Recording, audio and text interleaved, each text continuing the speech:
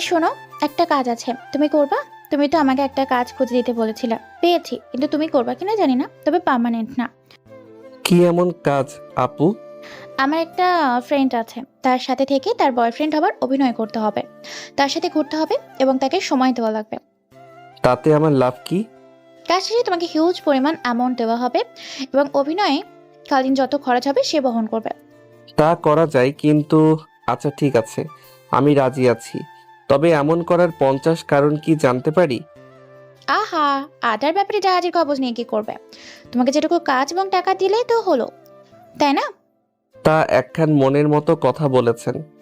কবে থেকে এমন অভিনয় করতে? আমি তোমাকে রাতে ফোন দিয়ে বলে দিব। ওকে ঠিক আছে, আমি তাহলে এখন বাসায় যাই। তানিশা আপু চলে গেল, আমিও বাসার দিকে চলে এলাম। আসেন পরিচিত হয়ে নেই, আমি আকাশ আহমেদ নীল। আপাতত এই পর্যন্ত জেনে রাখেন। রাতে এই শোন, একটা ছেলে পেয়েছি, ছেলেটা কিউট এবং সুন্দর আছে, কিন্তু ব্রিগেস একটা সমস্যা আছে। কি সমস্যা? তোর থেকে জুনিয়র হবে, আমার থেকে 2-2.5 বছর ছোট হবে। মানে তোকে একটা কাজ দিলে ঠিক মতো করতে পারিস না? এই শোন, রেগে লাভ নেই, আমার পরিচয় তেমন নেই, হ্যাঁ? আর 2-1 জন থাকলেও তাদের তোকে পছন্দ হবে না, হলে বল, না হলে তুই খুঁজে নে। তুই পারিসটা কি? ছোট একটা কাজ দিলাম, সেটাও পারলি না? তোর কি ছেলে বন্ধু কম আছে? তাদের বললেই তো পারিস। ওদের গার্লফ্রেন্ড আছে, ওরা কেউ রাজি হচ্ছে না। আরে দেখ না কাউকে। আমি পারবো না, যেটা বললাম হলে বল। আচ্ছা ঠিক আছে, আগামীকাল পার্কে দেখা করিস, আর ওই ছেলেকে নিয়ে আসিস। বাই। রাতে খাওয়া দাওয়া সেরে দিলাম, ঘুম থেকে উঠে ফ্রেশ হয়ে নাস্তা করে বসে থাকলাম।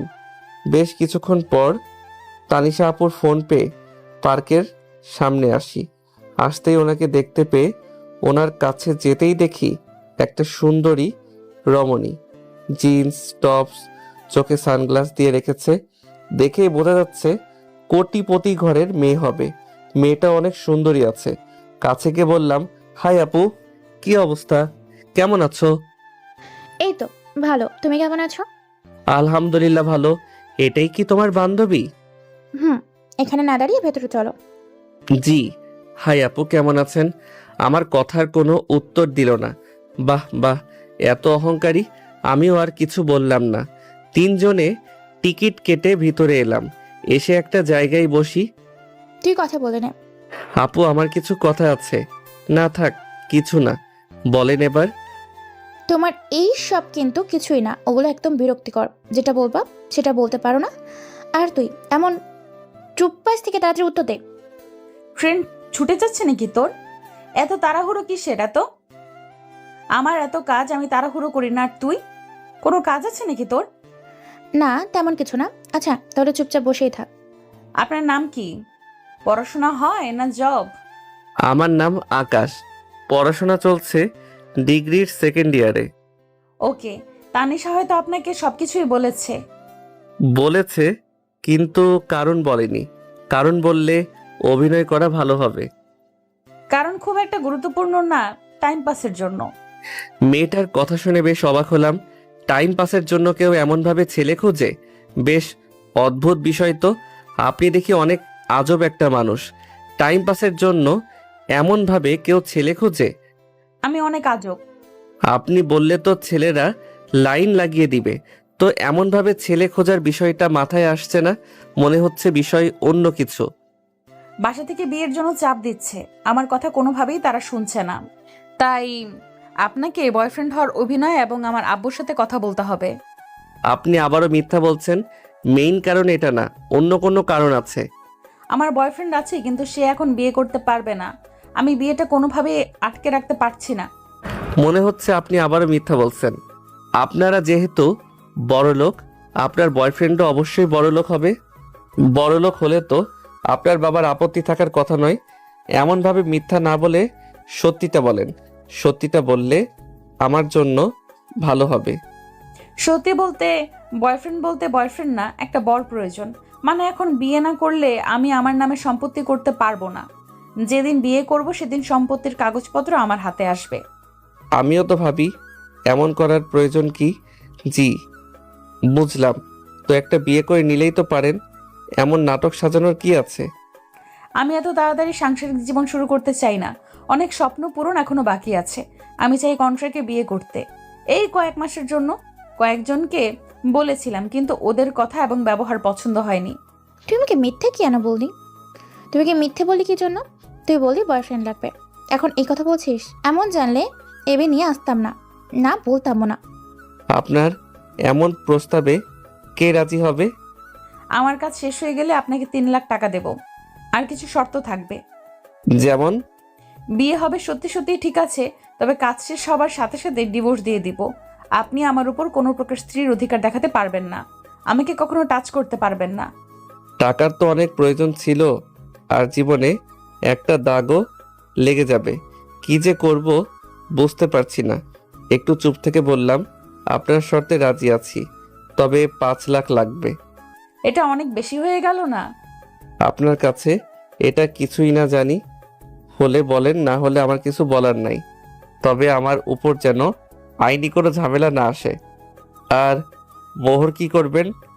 মোহর দিয়ে আপনাকে ভাবা লাগবে না। মোহর হিসাবে শুধু 1 টাকা দিয়ে রাখবো, আর আইনি কোনো ঝামেলা হবে না। এদিক দিয়ে টেনশন মুক্ত থাকতে পারেন। ওকে, ঠিক আছে। কবে বিয়ে হচ্ছে তাহলে? আজকে বিকেলে রেডি হয়ে থাকবেন, বিকেল 5টায়। জি, ঠিক আছে। আচ্ছা, আমি উঠছি, কাজী অফিসের সামনে দেখা হবে। বাই আপু, চলো। আমি উঠে হাঁটতে লাগলাম। আপু আসো। তানিশা আপু উঠে আমার হাত ধরে বলল, তুই এই কাজটা কি করলা?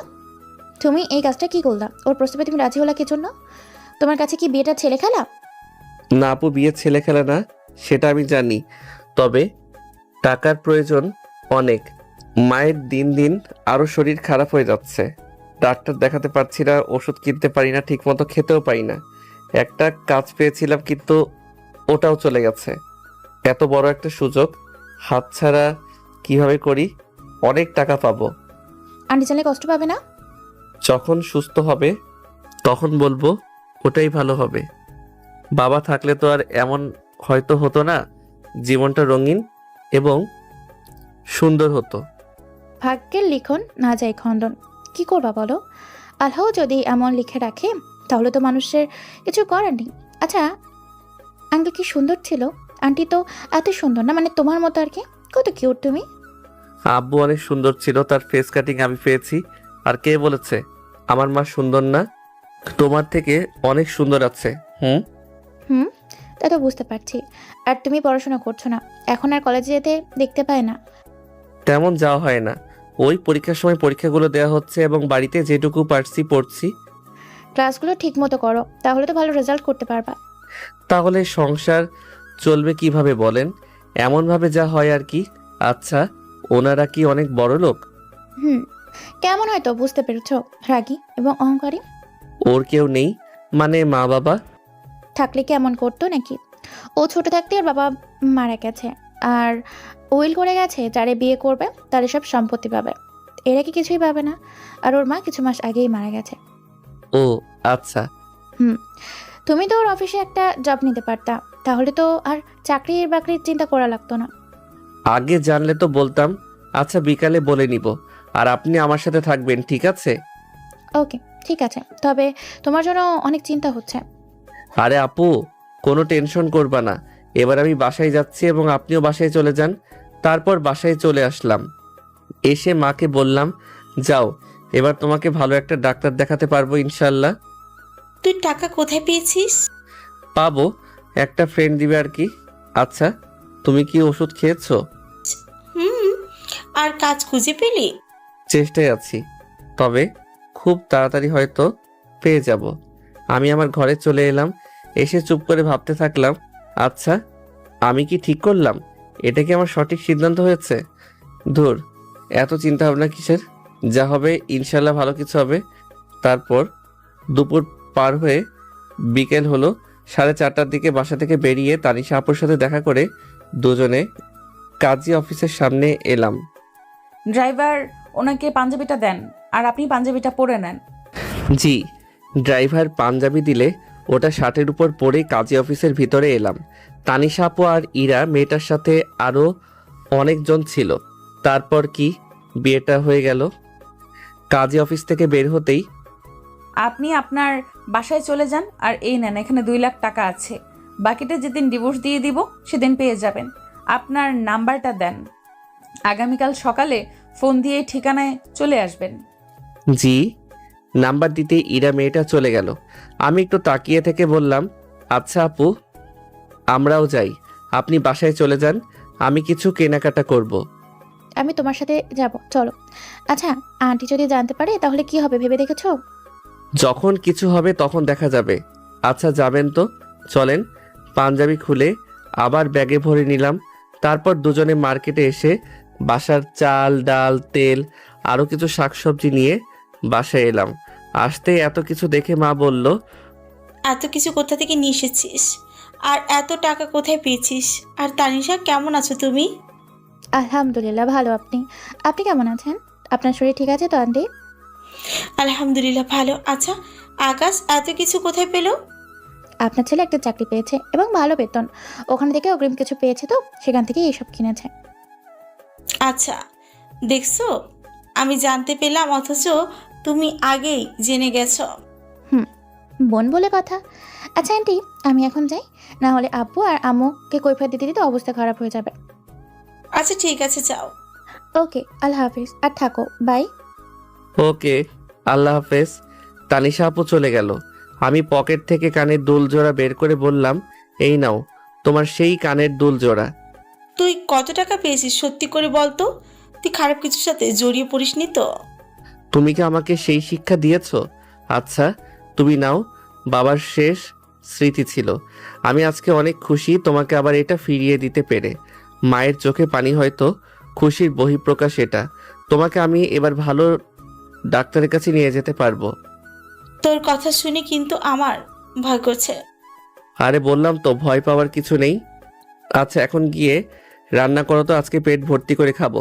মা রুমে গেল, আমি সব কিছু রান্নাঘরে রেখে এসে ঘরে এলাম। তারপর টাকাগুলো এক জায়গায় রেখে চুপ করে বসে থাকি। যেগুলো টাকা বেঁচে যাবে ওগুলো দিয়ে কোনো একটা বিজনেস করব। টাকাগুলো এমনি এমনি নষ্ট করব না। আল্লাহ হয়তো এবার কষ্ট দূর করবেন। আমার আর্তনাদ হয়তো এবার শুনেছেন। পরের দিন সকালে ঘুম থেকে উঠে ফ্রেশ হয়ে খেতে এলাম। খাওয়া শেষ করে ইরা মেয়েটার ফোন এবং ঠিকানা পেয়ে ওই ঠিকানা অনুযায়ী চলে এলাম। বিরাট একটা বাসা। ভিতরে যেতে যাব তখন গার্ডে আটকে দিল। আমি ফোন দিলাম, কয়েকবার রিং হওয়ার পর রিসিভ করলো। রিসিভ করতে বললাম, আপনার বাসার গার্ড আমাকে ভিতরে যেতে দিচ্ছে না। ওয়েট, আমি লোক পাঠিয়ে দিচ্ছি। জি। ইরা ফোন কেটে দিল। একটু অপেক্ষা করতেই একজন ভদ্রলোক এলো। গতকাল এই লোক তো ছিল। আসসালামু আলাইকুম, কেমন আছেন? ওয়ালাইকুম আসসালাম। আলহামদুলিল্লাহ ভালো। আপনি? আর আজকের পর থেকে বাসার ভিতরে আসতে চাইলে আসতে দিবেন। আলহামদুলিল্লাহ ভালো। আর কোনো কথা হলো না। লোকটার সাথে ভিতরে এলাম। বাপরে বাপ, এটা বাড়ি না অন্য কিছু। বাসার ভিতরে আসতেই, আপনি বসেন এখানে, ম্যাম আসছে। জি। তারপর সোফায় বসলাম। একটু পরে ইরা এলো, নীল একটা গাউন পরে আসছে। দেখতে এত সুন্দর লাগছে যে চোখ ফিরাতে পারছি না। তবু নিজেকে সামনে নিয়ে মাথা নিচু করে থাকলাম। আসতেই বললাম, কেমন আছেন? আলগাবিরি দেখাতে আসবেন না, আমার এসব পছন্দ না। এইসব রেখে কাজের কথায় আসি, একটু পরে উকিল আসবে। জি বুঝলাম। আমাকে কি কি করা লাগবে? যা যা সত্য তাই তাই বলবেন। কেমন ভাবে বিয়ে হলো সেটা বলার প্রয়োজন নেই। জি বুঝলাম।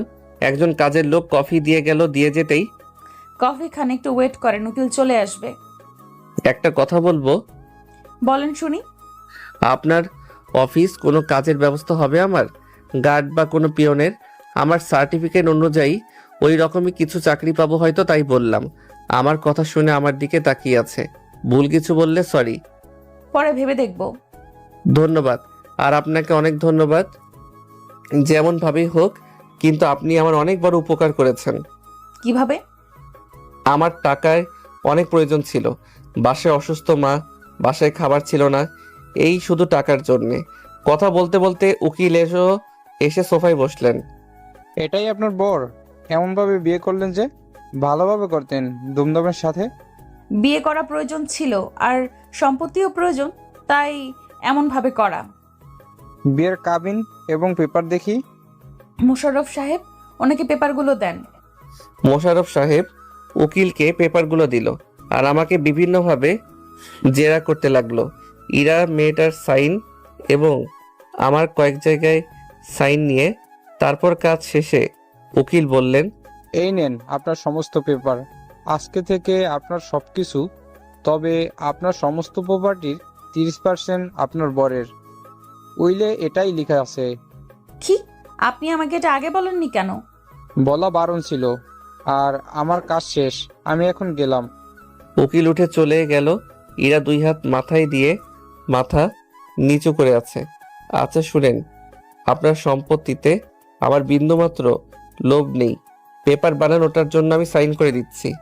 আমাকে আমার পাওনা এবং একটা জব দিলেই হবে। আমার কথা শুনে মাথা উঁচু করে আমার দিকে তাকিয়ে আছে। আচ্ছা, আপনি ওই উকিলকে আবার ডাকেন। ওয়েট, আমি আর আপনি উকিলের অফিস এবং কাজী অফিসে যাব। আচ্ছা চলেন তাহলে। একটু অপেক্ষা করেন, আমি আসছি। ইরা মেয়েটা উঠে রুমের দিকে চলে গেল। তখন ইরার পিএস বলল, আপনি দেখছি অনেক বোকা। এত বড় সুযোগ কেউ হাতছাড়া করে? আপনি এখন কত কোটি টাকার মালিক জানেন? আপনি এই সব দিয়েন না। এটা ওনার সাথে অন্যায় করা হবে। যেটাই কন্ট্রাক্ট হয়েছে সেটাই হবে। আমি অল্পতেই খুশি। আমি আমার পাওনা বুঝিয়ে পেলেই হবে। আমার এই সব কিছু লাগবে না। আর আরেকটা কথা, যে জিনিসগুলো যেমনভাবে আছে সেভাবেই কোনো না কোনোভাবে চলে যায়। আর আপনি তো দেখছি আপনার ম্যামের সাথে চিট করছেন। লোকটা আর কোনো কথা বললো না। একটু পর ইরা মেয়েটা এলো আর এসে বলল, চলেন এবার যাওয়া যাক। জি চলেন। তারপর বাসা থেকে বেরিয়ে কাজী অফিসে এলাম। কাজী আমাদের দেখে তো বেশ অবাক। আগামীকাল বিয়ে হতে না হতে আবার কি হলো? তেমন কিছুই না, ডিভোর্স দিয়ে দিব। বর্তমানে আপনাদের মতন ছেলে মেয়েদের কাছে বিয়ে একটা খেলনা হয়ে গেছে। যখন ইচ্ছে বিয়ে করছেন, আর যখন ইচ্ছে ডিভোর্স। ইসলামিক জ্ঞান তো নেই, সেটা বোঝা যাচ্ছে। তো ডিভোর্স দেওয়ার কারণ কি? আমি কিছু বললাম না, চুপ করে থাকলাম। তেমন কারণ নেই। আপনাকে তো ভালো মনে করেছিলাম। আপনার বাবা একজন ভালো মানুষ ছিলেন, আর আপনি এমন। নিশ্চয়ই কোনো স্বার্থ হাসিলের জন্য বিয়ে করেছেন, বুঝতে পারছি। গতকাল ভাবলাম হয়তো ভালোবেসে এমনভাবে বিয়ে করছেন। তাতে আমার কি? আপনাদের লাইফ। আমি মৌলিক ডিভোর্স নিব না, লিখিত ডিভোর্স করাবো। আপনার কথা ঠিক বুঝলাম না। মানে খুব সহজ, আপনাদের 3 মাস সময় থাকবে। 3 মাস পর ডিভোর্স হবে। এখন পেপারে সাইন করেন। 1 মাস পর পর একটা করে তালাক হবে। দ্বিতীয় তালাকের আগে যদি মনে হয় আপনারা একে অপরের সাথে থাকবেন, তাহলে আবার নতুন করে কলেমা পড়ে বিয়ে দেওয়া হবে। আর তৃতীয় কলেমা হয়ে গেলে আর সম্ভব না। আমি পেপারগুলো রেডি করছি, আপনারা একটু বসেন। কাজী সাহেব, আমাদের যতদূর জানা আছে প্রাপ্তবয়স্ক হলে তো একেবারে ডিভোর্স হয়ে যায়। আমরা দুজনে অ্যাডাল্ট। আরে রাখেন, সমস্যা নেই। দেখতে দেখতে কবে 3 মাস পার হয়ে যাবে তার ঠিক নেই। আমি আর কিছু বললাম না। কাজী পেপার রেডি করতেই দুজনে সাইন করে দিলাম। আর দুজনকে একটা একটা করে পেপার দিল। বা আবার বিয়ে করতে গেলে এটার খুব প্রয়োজন পড়বে। বিয়ে করতে গিয়ে যদি জানে আমি ডিভোর্সি আর তালাকের পেপার নেই, তাহলে কোনে বাড়ির লোকজনের থেকে মাইর খেয়ে আসতে হবে। কাজী অফিস থেকে বাইরে চলে এলাম, এসে আবারও উকিলের অফিসে। আবার কি প্রয়োজন? উকিল সাহেব, আমার নামে যেই প্রপার্টি হয়েছে সব আমার স্ত্রীর নামে করে দিতে চাই। আমার কথা শুনে উকিল আমার দিকে তাকিয়ে আছে। সিরিয়াসলি? জি স্যার। বোকা ছেলে। আচ্ছা, পেপার রেডি হলে আপনাদের কাছে চলে যাবে। ধন্যবাদ। তারপর উকিলের অফিস থেকে বেরিয়ে আসতেই, আপনার কাজ শেষ, আপনি এবার আসতে পারেন। আমার চাকরির বিষয়টা? কোন পোস্ট ফাঁকা আছে? জি ম্যাম, একটা পিয়ন লাগতো। এটা হলেই আমার হয়ে যাবে। কবে থেকে জয়েন করব? আগামীকাল থেকেই পারবেন। এই নেন কার্ড, আগামীকাল অফিসে দেখা করবেন। জি ধন্যবাদ। এবার আসি, আল্লাহ হাফেজ। তারপর চলে এলাম, এসে একটা অটো নিয়ে বাসার উদ্দেশ্যে। এখন মাকে নিয়ে ডাক্তারের কাছে যাব। ম্যাম, ডিভোর্স তো একবারই করানো যেত। ছেলেটার কিছু কিছু জিনিস আমার বেশ ভালো লেগেছে। আমি তো ভাবলাম আমার সম্পত্তির 30% চলেই গেল। ছেলেটা বেশ সহজ সরল আর বোকা। এমন কিছু কি কেউ ছাড়ে? সেটাই তো ভাবছি মোশাররফ সাহেব। কিছু জিনিস উপলব্ধি করতে চাই, তাই কাজী সাহেবের কথায় হ্যাঁ মেলানো। আর সেটা বড় কথা নয়, এখন চিন্তামুক্ত আমি। ড্রাইভার, অফিসে চলেন। আমি বাসায় এসে মাকে উদ্দেশ্য করে বললাম, মা চলো ডাক্তারের কাছে যাই। আর আগামীকাল থেকে আমার অফিসে যাওয়া শুরু। একটা বড় অফিসে পিয়নের কাজ পেয়েছি। আলহামদুলিল্লাহ, কিন্তু এত টাকা? ওই অফিসের বসকে ওনার বিপদে একটু সাহায্য করেছি, তাই উনি আমাকে কিছু টাকা এবং এই চাকরিটা দিয়েছে। আল্লাহ তার উপর রহমত বর্ষণ করুন এবং নেক হায়াত দান করুন। আচ্ছা ঠিক আছে, এখন চলো। তারপর মাকে নিয়ে হাসপাতালে এসে ডাক্তার দেখিয়ে পরীক্ষা নিরীক্ষা করে জানতে পারলাম মায়ের হার্টের সমস্যা। তবে ভয়ের কোনো কারণ নেই, প্রপার ট্রিটমেন্ট হলে ইনশাল্লাহ সরে যাবেন। যাক বাবা, যেই ভয় পাচ্ছিলাম। তারপর মেডিসিন নিয়ে মাকে নিয়ে বাসায় চলে আসি। সন্ধ্যায় বাসা থেকে বের হলাম, দোকানের দিকে আসতেই মাসুদ আমার বন্ধুর সাথে দেখা। আসতেই, কি রে, তোকে গতকাল থেকে দেখাই পাওয়া যাচ্ছে না, কারণ কি? থাক, আর বড় মিথ্যা বলতে হবে না, কারণটা আমি জানি। না আসলে প্লিজ মাকে কিছু বলিস না, সময় হলে আমি মাকে বলে দিব। আচ্ছা, বললাম না, কিন্তু সব কিছু খুলে বলবি তো, কি হয়েছে? আচ্ছা ঠিক আছে বলছি। তারপর মাসুমকে সবকিছু বললাম। সব শুনে বলল, 5 লাখ টাকার জন্য এমনভাবে নিজেকে বিক্রি করে দিলি? টাকার প্রয়োজন ছিল অনেক, তাই এমন করা। মাসুমকে সম্পত্তি পাওয়ার বিষয়ে কিছু বললাম না। আমি জানি আমাকে কি পরামর্শ দিতে পারে, তাই কিছু বললাম না। রাতে বাসায় চলে আসলাম, এসে খাওয়া দাওয়া সেরে রুমে সে দিলাম ঘুম। সকালে উঠে খাবার খেয়ে, আজকে থেকে তোর কাজ শুরু। আচ্ছা আমি গেলাম। আর মেডিসিন ঠিক মতো খেয়ে নিবা। তারপর বাসা থেকে বেরিয়ে বেশ অনেকক্ষণ পরে চলে আসি অফিসের সামনে। এসে ভিতরে আসতেই, আরে আপনি আসেন আমার সাথে। জি চলেন। কেমন আছেন? আলহামদুলিল্লাহ ভালো, আপনি কেমন আছেন? আলহামদুলিল্লাহ ভালো। তারপর মোশাররফ সাহেবের সাথে ম্যামের কেবিনে এলাম। আসসালামু আলাইকুম ম্যাম। আমার কথা শুনে আমার দিকে তাকিয়ে আছে। ম্যাম কোনো সমস্যা? না, সমস্যা নেই। ওয়ালাইকুম আসসালাম। আর শোনেন, আলগাপিরিত দেখাতে আসবেন না। আর আমার অফিসে যেন কেউ না জানে আমাদের বিয়ের বিষয়ে। কি যে বলেন না ম্যাম, ওগুলো বলে আমার লাভ কোথায়? আচ্ছা আপনি কি কাগজপত্রগুলো পেয়েছেন? না, তবে আজকের মধ্যে পেয়ে যাব। মোশাররফ সাহেব আর যে পিয়নগুলো আছে তাদের সাথে পরিচয় করিয়ে দেন এবং তাদেরকে কাজগুলো বুঝিয়ে দিতে বলেন। ওকে ম্যাম, আসেন আমার সাথে। জি। তারপর মোশাররফ সাহেবের সাথে এসে পিয়নগুলোর সাথে পরিচয় করিয়ে দিল। সেদিনের পর থেকে আজকে আমার অফিসের 20 দিন হলো। এর ভিতরে অনেকের সাথে পরিচিত হয়েছি এবং অনেকের কাছে খারাপ, বিশেষ করে মেয়েদের কাছে বেশ পাবলিসিটি পেয়েছি এবং কয়েকটা বড় ভাইয়ের কাছে বিরক্তির কারণ হয়ে গেছে। মনে হচ্ছে আমার মেয়েদের সাথে এমনভাবে মেলামেশা বা ফ্রি হয়ে কথা বলা তাদের পছন্দ হয় না। তাতে আমার কি? এর ভিতরে প্রপার্টির পেপারগুলোতে সাইন করে তার নামে করে দিয়েছি। এই পিচ্ছি, এদিকে শোনো। জি বলেন আপু। এই ফাইলগুলো 20 নম্বর ডেস্কে দিয়ে এসো, আর 1 কাপ কফি নিয়ে এসো। Okay madam. তারপর ফাইলগুলো নিয়ে 20 নম্বর ডেস্কে দিয়ে কফি ফারিয়া আপুকে দিলাম। মনে হচ্ছে এই অফিসে সবার ছোট আমি। আচ্ছা, তুমি এত কিউট কেন? আচ্ছা, তোমার বড় ভাই আছেন? না আপু, আমি একমাত্র। না বড় ভাই বোন আছে, না কোনো ছোট ভাই বোন আছে। ইস, তোমার বড় ভাই থাকলে অবশ্যই তোমাকে দেবর বানিয়ে নিতাম, কিন্তু আফসোস কেউ নেই। আফসোস করিয়েন না, অবশ্য আপনার ভাগ্য ভালো এবং হ্যান্ডসাম কিউট একটা বর জুটবে। তাই? আচ্ছা, আজকে দুপুরের লাঞ্চ আমার পক্ষ থেকে। কোন খুশিতে? ম্যাম আসছে, তুমি যাও এখন, না হলে কথা শোনা লাগবে। জি ঠিক আছে। তারপর এসে কাজ করতে থাকি। দুপুরে লাঞ্চের সময়, তুমি পড়াশোনা বাদ দিয়ে এই বয়সে চাকরি কেন করো? আর চাকরি পেলেই বা কিভাবে? আসলে আপু আমার বাবা নেই। বাবা না থাকায় এই কাজ খোঁজা আর চাকরিটা পেয়েছি। ম্যাম হলেন আপুর বান্ধবী। তখন যে বললে তোমার কোনো বড় ভাই বোন নেই। আপন বন্ধু না, উনি আমাদের পাড়ায় থাকে। বলা চলে উনি আমার আপন বোনের মতোই। ওনার সুবাদে এই জবটা পাওয়া। ওই আপুর বান্ধবী হচ্ছেন ম্যাম। আর সব যেমনভাবে চাকরি পেয়েছে, ভাজার জামর হয়নি, না কোনো সিভি জমা দিতে হয়েছে, না কোনো ক্যাপশন। ম্যাম বলে দিয়েছে কাজ করতেই আর কি। হুম, বুঝলাম। আচ্ছা, কি খাবা? ভাত সবজি আর কি খাওয়াবেন আপনি জানেন? আচ্ছা ঠিক আছে, ভাত সবজি আর খাসির মাংস নিয়ে আসেন। ফাড়ি আপু অর্ডার দিলেন, তারপর টুকটাক কথা বলতে বলতে খাবার এলো। খেতে খেতে বললাম, আপনাদের সাথে কথা বললে কিছু কিছু ভাইয়া জ্বলে পুড়ে ছারখার হয়ে যাচ্ছে। এই যে আমি আপনাদের সাথে কত সহজে মিশে যাচ্ছি, কথা বলছি, এটা ওনারা সহ্য করতে পারছে না। আচ্ছা, আপনারা তো আমার আপু হন, এমনকি অফিসের সবাই আমার সিনিয়র। বড় ভাই, বড় বোন, ছোট ভাই হয়ে বড় বোনদের সাথে কথা বলতেই পারি। এখানে ওনাদের সমস্যা কোথায়? বাদ দাও, ওদের কথায় কান দেওয়ার প্রয়োজন নেই। ওইসব কে কে বোঝাবে, তুমি আমাদের ছোট ভাই। জি।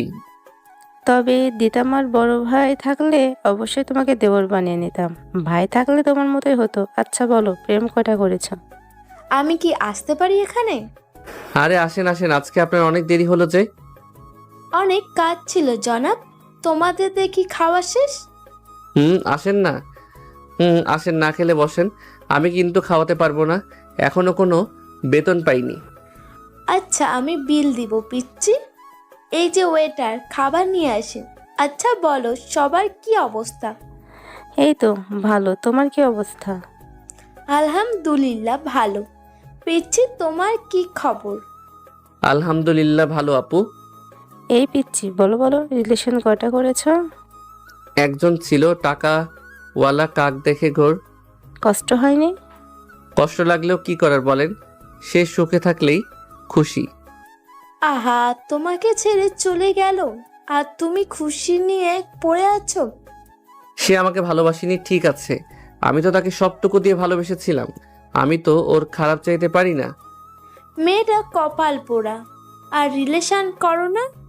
একটাই ধাক্কা সামলে উঠলাম, আর একটা করব। তারপর টুকটাক কথা বলতে বলতে খাওয়া শেষ করে অফিসে চলে আসি। এমনভাবে আরও কিছুদিন চলে গেল।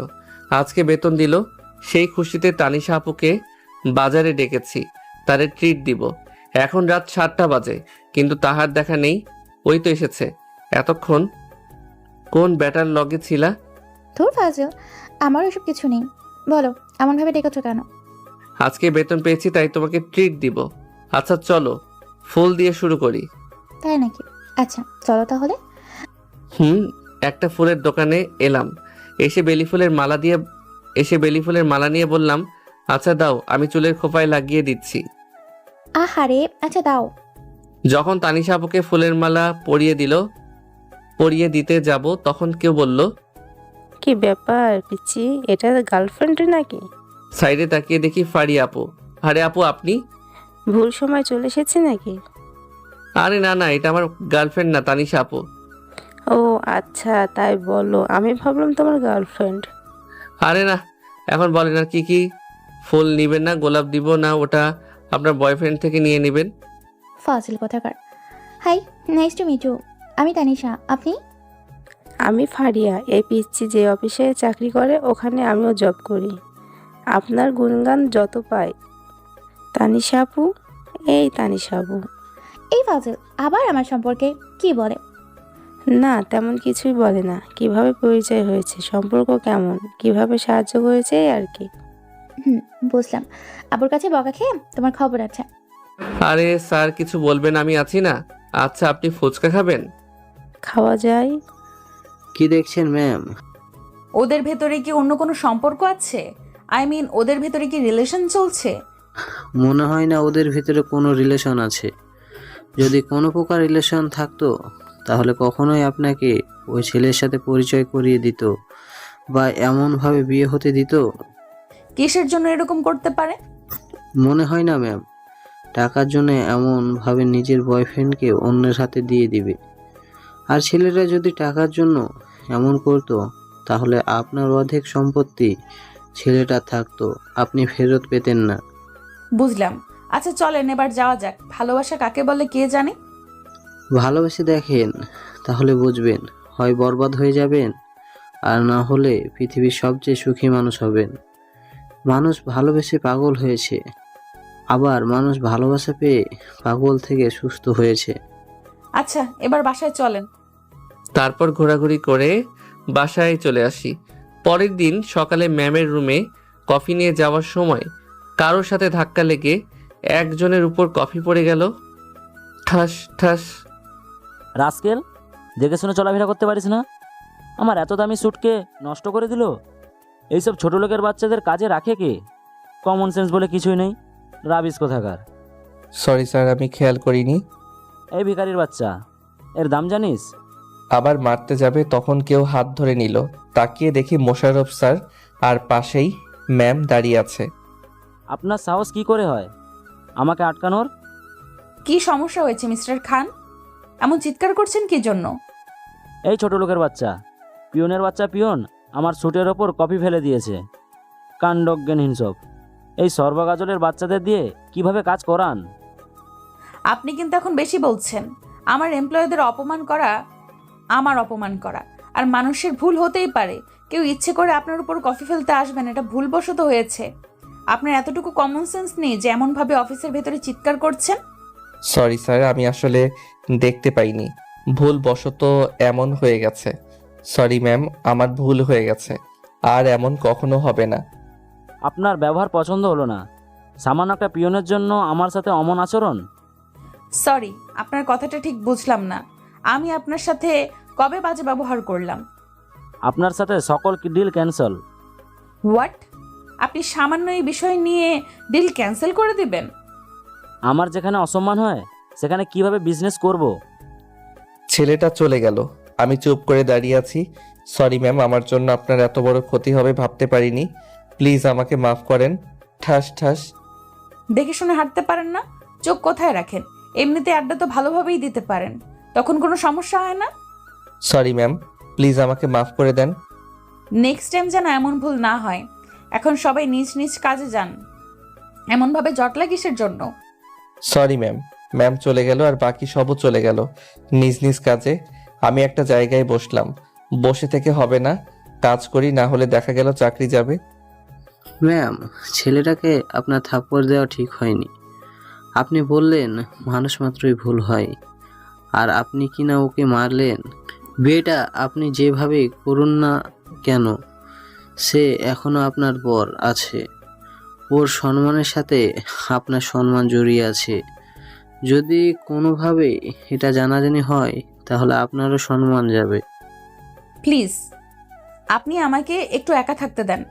2 তারিখে 1 তালাক হয়ে গেছে না? জি ম্যাম।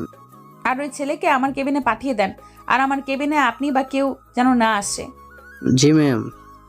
কাজ নেই তাই চুপ করে বসে আছি। তখন মোশাররফ সাহেব এলো। জি বলেন। ম্যাম, আপনাকে তার কেবিনে ডাকলেন। আমার চাকরি কি চলে যাবে? ম্যামকে একটু বুঝিয়ে বলেন না, যেন চাকরিটা না নেয়। আহা, এত ভয় পাচ্ছেন কেন? আপনি তো আগে ম্যামের কেবিনে যান। ঠিক আছে। আমি ভয়ে ভয়ে ম্যামের কেবিনে এলাম। এসেই বলতে লাগলাম, প্লিজ ম্যাম, আমার চাকরিটা নেবেন না, আপনার অফিস থেকে বের করবেন না। আমার এমন ভুল হবে না ইনশাল্লাহ। তখন থাপ্পড় দেওয়ার জন্য সরি, আপনাকে থাপ্পড় দেওয়া উচিত হয়নি। ম্যামের মুখে এমন কথা শুনে ওনার দিকে অবাক হয়ে তাকিয়ে আছি। ম্যাম, আপনি ঠিক আছেন তো? আপনি কি অসুস্থ? আমাকে দেখে কি অসুস্থ মনে হচ্ছে? না, আসলে আমাকে সরি বললেন তো তাই। আচ্ছা সরি, আমার ভুল হয়েছে। এমন না দাঁড়িয়ে থেকে বসেন। আচ্ছা, আপনার ফ্যামিলিতে কে কে আছে? ম্যাম, কিছু কি হয়েছে? কোনো প্রয়োজন হলে আমাকে সরাসরি বলেন, যতটুকু সাহায্য করার আমি ততটুকু করব। আমাকে দেখে কি আপনার এইসবই মনে হয়? লোভী, সুযোগ সন্ধানী? ম্যামের কথা শুনে চুপ করে আছি। না আসলে ম্যাম, আপনি তো কোনো কারণ ছাড়া কিছুই করেন না, তাই বললাম আর কি। না, এখন কোনো কারণে বলছি না। আপনার ফ্যামিলিতে কে কে আছেন বলেন? আমি আর আমার মা। বাবা আমার বয়স 10 বছর যখন ছিল তখন মারা যায়। আপনার তো কেউ নেই তাই না? আপনি আর আপনার আম্মু আমার সাথে আমার বাসায় থাকবেন। আপনার কথা ঠিক বুঝলাম না। কি কারণে থাকবো আপনার বাসায়? আমার কিছু জিনিস উপলব্ধি করার আছে। আমি জিনিসগুলো ফিল করতে চাই। আপনি বলতে পারবো না, তুমি করেই বলি। তা বুঝলাম, কিন্তু কি পরিচয় থাকবো? আর আমার মাকে কি উত্তর দিব? আর একটা তালাক হয়ে গেছে আর 2টা বাকি আছে। আবারও বিয়ে করব। ম্যামের কথা শুনে বেশ অবাক হলাম। মতলব ছাড়া কোনো কিছুই করার পাত্রী ইনি না। ম্যাম, কোনো সমস্যা? সমস্যা থাকলে বলতে পারেন। তখন মিথ্যা বলেছিলাম দেখে বুঝে নিয়েছিলেন আমি মিথ্যা বলছি, আর এখন সত্যি বলছি তাও মিথ্যা মনে হচ্ছে? আর এখানে কোনো অভিনয় বা ছলনা নেই, আমি সিরিয়াস। আপনি যে শর্ত দিয়েছিলেন ওগুলো কি ভুলে গেছেন? আর আপনি তো ঈরনগর, আপনি এখন সাংসারিক জীবন শুরু করবেন না? আপনার এখন অনেক স্বপ্ন পূরণ বাকি আছে। হ্যাঁ বলেছিলাম, কিন্তু এখন আমি আমার কথা ফিরিয়ে নিচ্ছি। ওই স্বপ্নগুলো পূরণ বিয়ের পরেও করা সম্ভব, কিন্তু আমি অনেক কিছুই মিস করেছি এবং মিস করছি, যা ভবিষ্যতে আর করতে চাইছি না। কিছু কিছু জিনিস আমি ফিল করতে পারছি, যা এর আগে পারিনি। আপনার কথা বুঝলাম, কিন্তু ম্যাম আমি তো আপনার সাথে থাকতে পারবো না। মাফ করবেন, আপনি বলেছিলেন যে কাজ শেষে ডিভোর্স দিয়ে দিবেন, তাই রাজি হয়ে গেছিলাম, না হলে কখনোই রাজি হতাম না। আমার ভেতরে কমতি কিসের? আপনি সব দিক থেকেই পারফেক্ট আছেন, কিন্তু আমি আপনার যোগ্য না। আমি পারফেক্ট না। কেন না হতে? কতক্ষণ? একটা প্রবাদ আছে জানেন তো, স্বভাব যায় না মলে, কয়লা যায় না ধুলে। আমি যতই নিজেকে পরিবর্তন করতে চাই পারবো না, আমাদের দ্বারা সম্ভব নয়। মানুষের দ্বারা সবকিছু সম্ভব, আমি তোমাকে সেভাবেই বানিয়ে দিব। হয়ে গেলে আপনার কাছে খোঁচা খেতে খেতে জীবন যাবে। মানুষের এটা ধর্ম, খোঁচা দিয়ে কথা বলা। যখন খোঁচা দিবেন তখন ওগুলো বুকের ভিতর তীরের মতো গিয়ে লাগবে। আমি এমনি ঠিক আছি ম্যাম, সাধারণ সিম্পল, কোনো অহংকার নেই, কোনো অ্যাটিটিউড নেই। ডিভোর্সটা হয়ে যাক, তখন আপনি ভালো কাউকে দেখে বিয়ে করে নেবেন। আমি পারবো না ম্যাম, দুঃখিত। তেমন কোনো সমস্যা হবে না, আমি কোনো খোটা দিব না। আমি তোমাকে কোনো রকম ভাবেই ছোট হতে দিব না। ম্যাম নিজের জীবকে বিশ্বাস নেই, আর আপনাকে আমি কিভাবে বিশ্বাস করব? আমাকে আপনার এতটা খারাপ মনে হয়? তুমি আমার উপর বিশ্বাস রাখতে পারো, তোমার বিশ্বাস ক্ষুণ্ণ হতে দিব না। ম্যাম আপনি আপনার টাইপের অনেক ছেলে পাবেন, এমনকি অনেক ভালো ছেলে পাবেন। আমাদের ভিতরে যে চুক্তি হয়েছিল সেটাই হবে। আমি যে কয়েকটি খোঁজ নিয়ে দেখেছি সেখানে সব কয়টা লোভী পেয়েছি। সত্যি বলতে তোমার মতো আর কাউকে পাইনি। তুমি এত সম্পদ হাতে পেয়েও কত সহজে দিয়ে দিলা। আমি বিষয়টা বুঝতে পারছি ম্যাম, চিন্তা করবেন না। আপনি আমার থেকে ভালো কাউকে পাবেন, আল্লাহর উপর ভরসা রাখেন। আমি পেয়েছি, আর এখন আমি হাতছাড়া করতে চাইছি না। তুমি তোমার আম্মুকে বলো এবার ভালোভাবেই বিয়ে করব, আর তুমি বলতে না পারলে আমি সবকিছু আম্মুকে বলবো। আপনার কথা কেন যেন বিশ্বাস করতে পারছি না। আপনার এমন কথা শুনলে মনে হবে আপনার প্রতি কথার পিছনে কোনো না কোনো উদ্দেশ্য লুকিয়ে আছে। আমার মনে হয় না আপনি কাউকে ভালোবাসতে পারেন। কেন পারবো না? আমার কি মন নেই? আল্লাহ কি আমাকে হৃদয় ছাড়া পৃথিবীতে পাঠিয়েছে?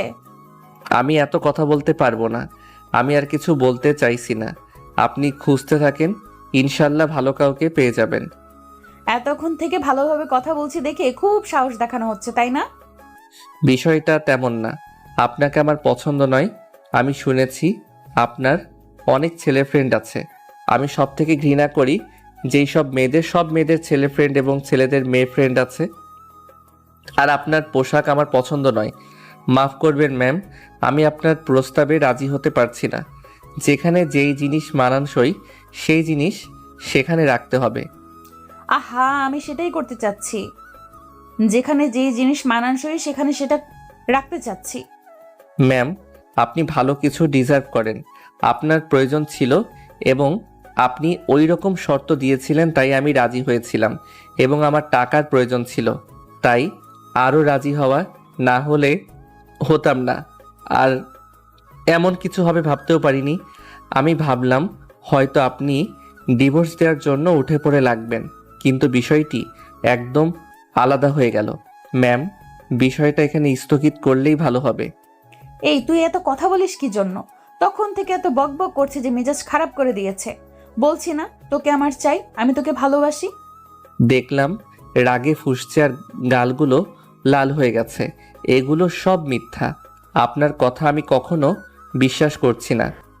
এই আমি তোর বিশ্বাস কখন ভেঙেছি? তোর সাথে আমি যেই ডিল করেছি সেটা মাফিক কাজ হয়েছে। এমন না যে তোকে ধোকা দিয়েছি, তোর সাথে কথা বলেই তো সবকিছু হয়েছে। আপনি অনেক অহংকারী, আমি আর কিছু বলতে চাইছি না। আমি এখন গেলাম, বাই। তুই যদি উঠে গেছিস তাহলে তোর কি যে করব নিজেও জানি না। কিছু না বলে উঠে চলে এলাম।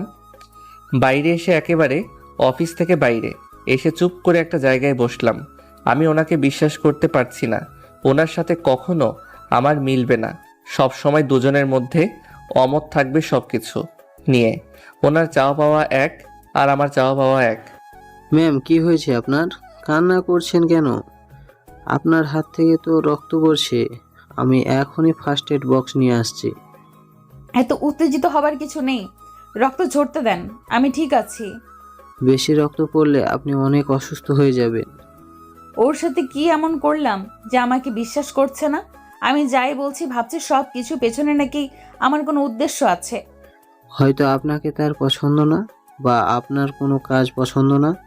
সৌন্দর্যের পেছনে অনেক কিছু থাকে ম্যাম। সৌন্দর্য দিয়ে যদি পুরুষকে আটকানো যেত, তাহলে বাসায় সুন্দরী সুন্দরী বউ রেখে পতিতলায় এবং পরকীয়া করতো না। তবে কিছু মানুষ আছে যাদের চরিত্র কখন ঠিক হবে না।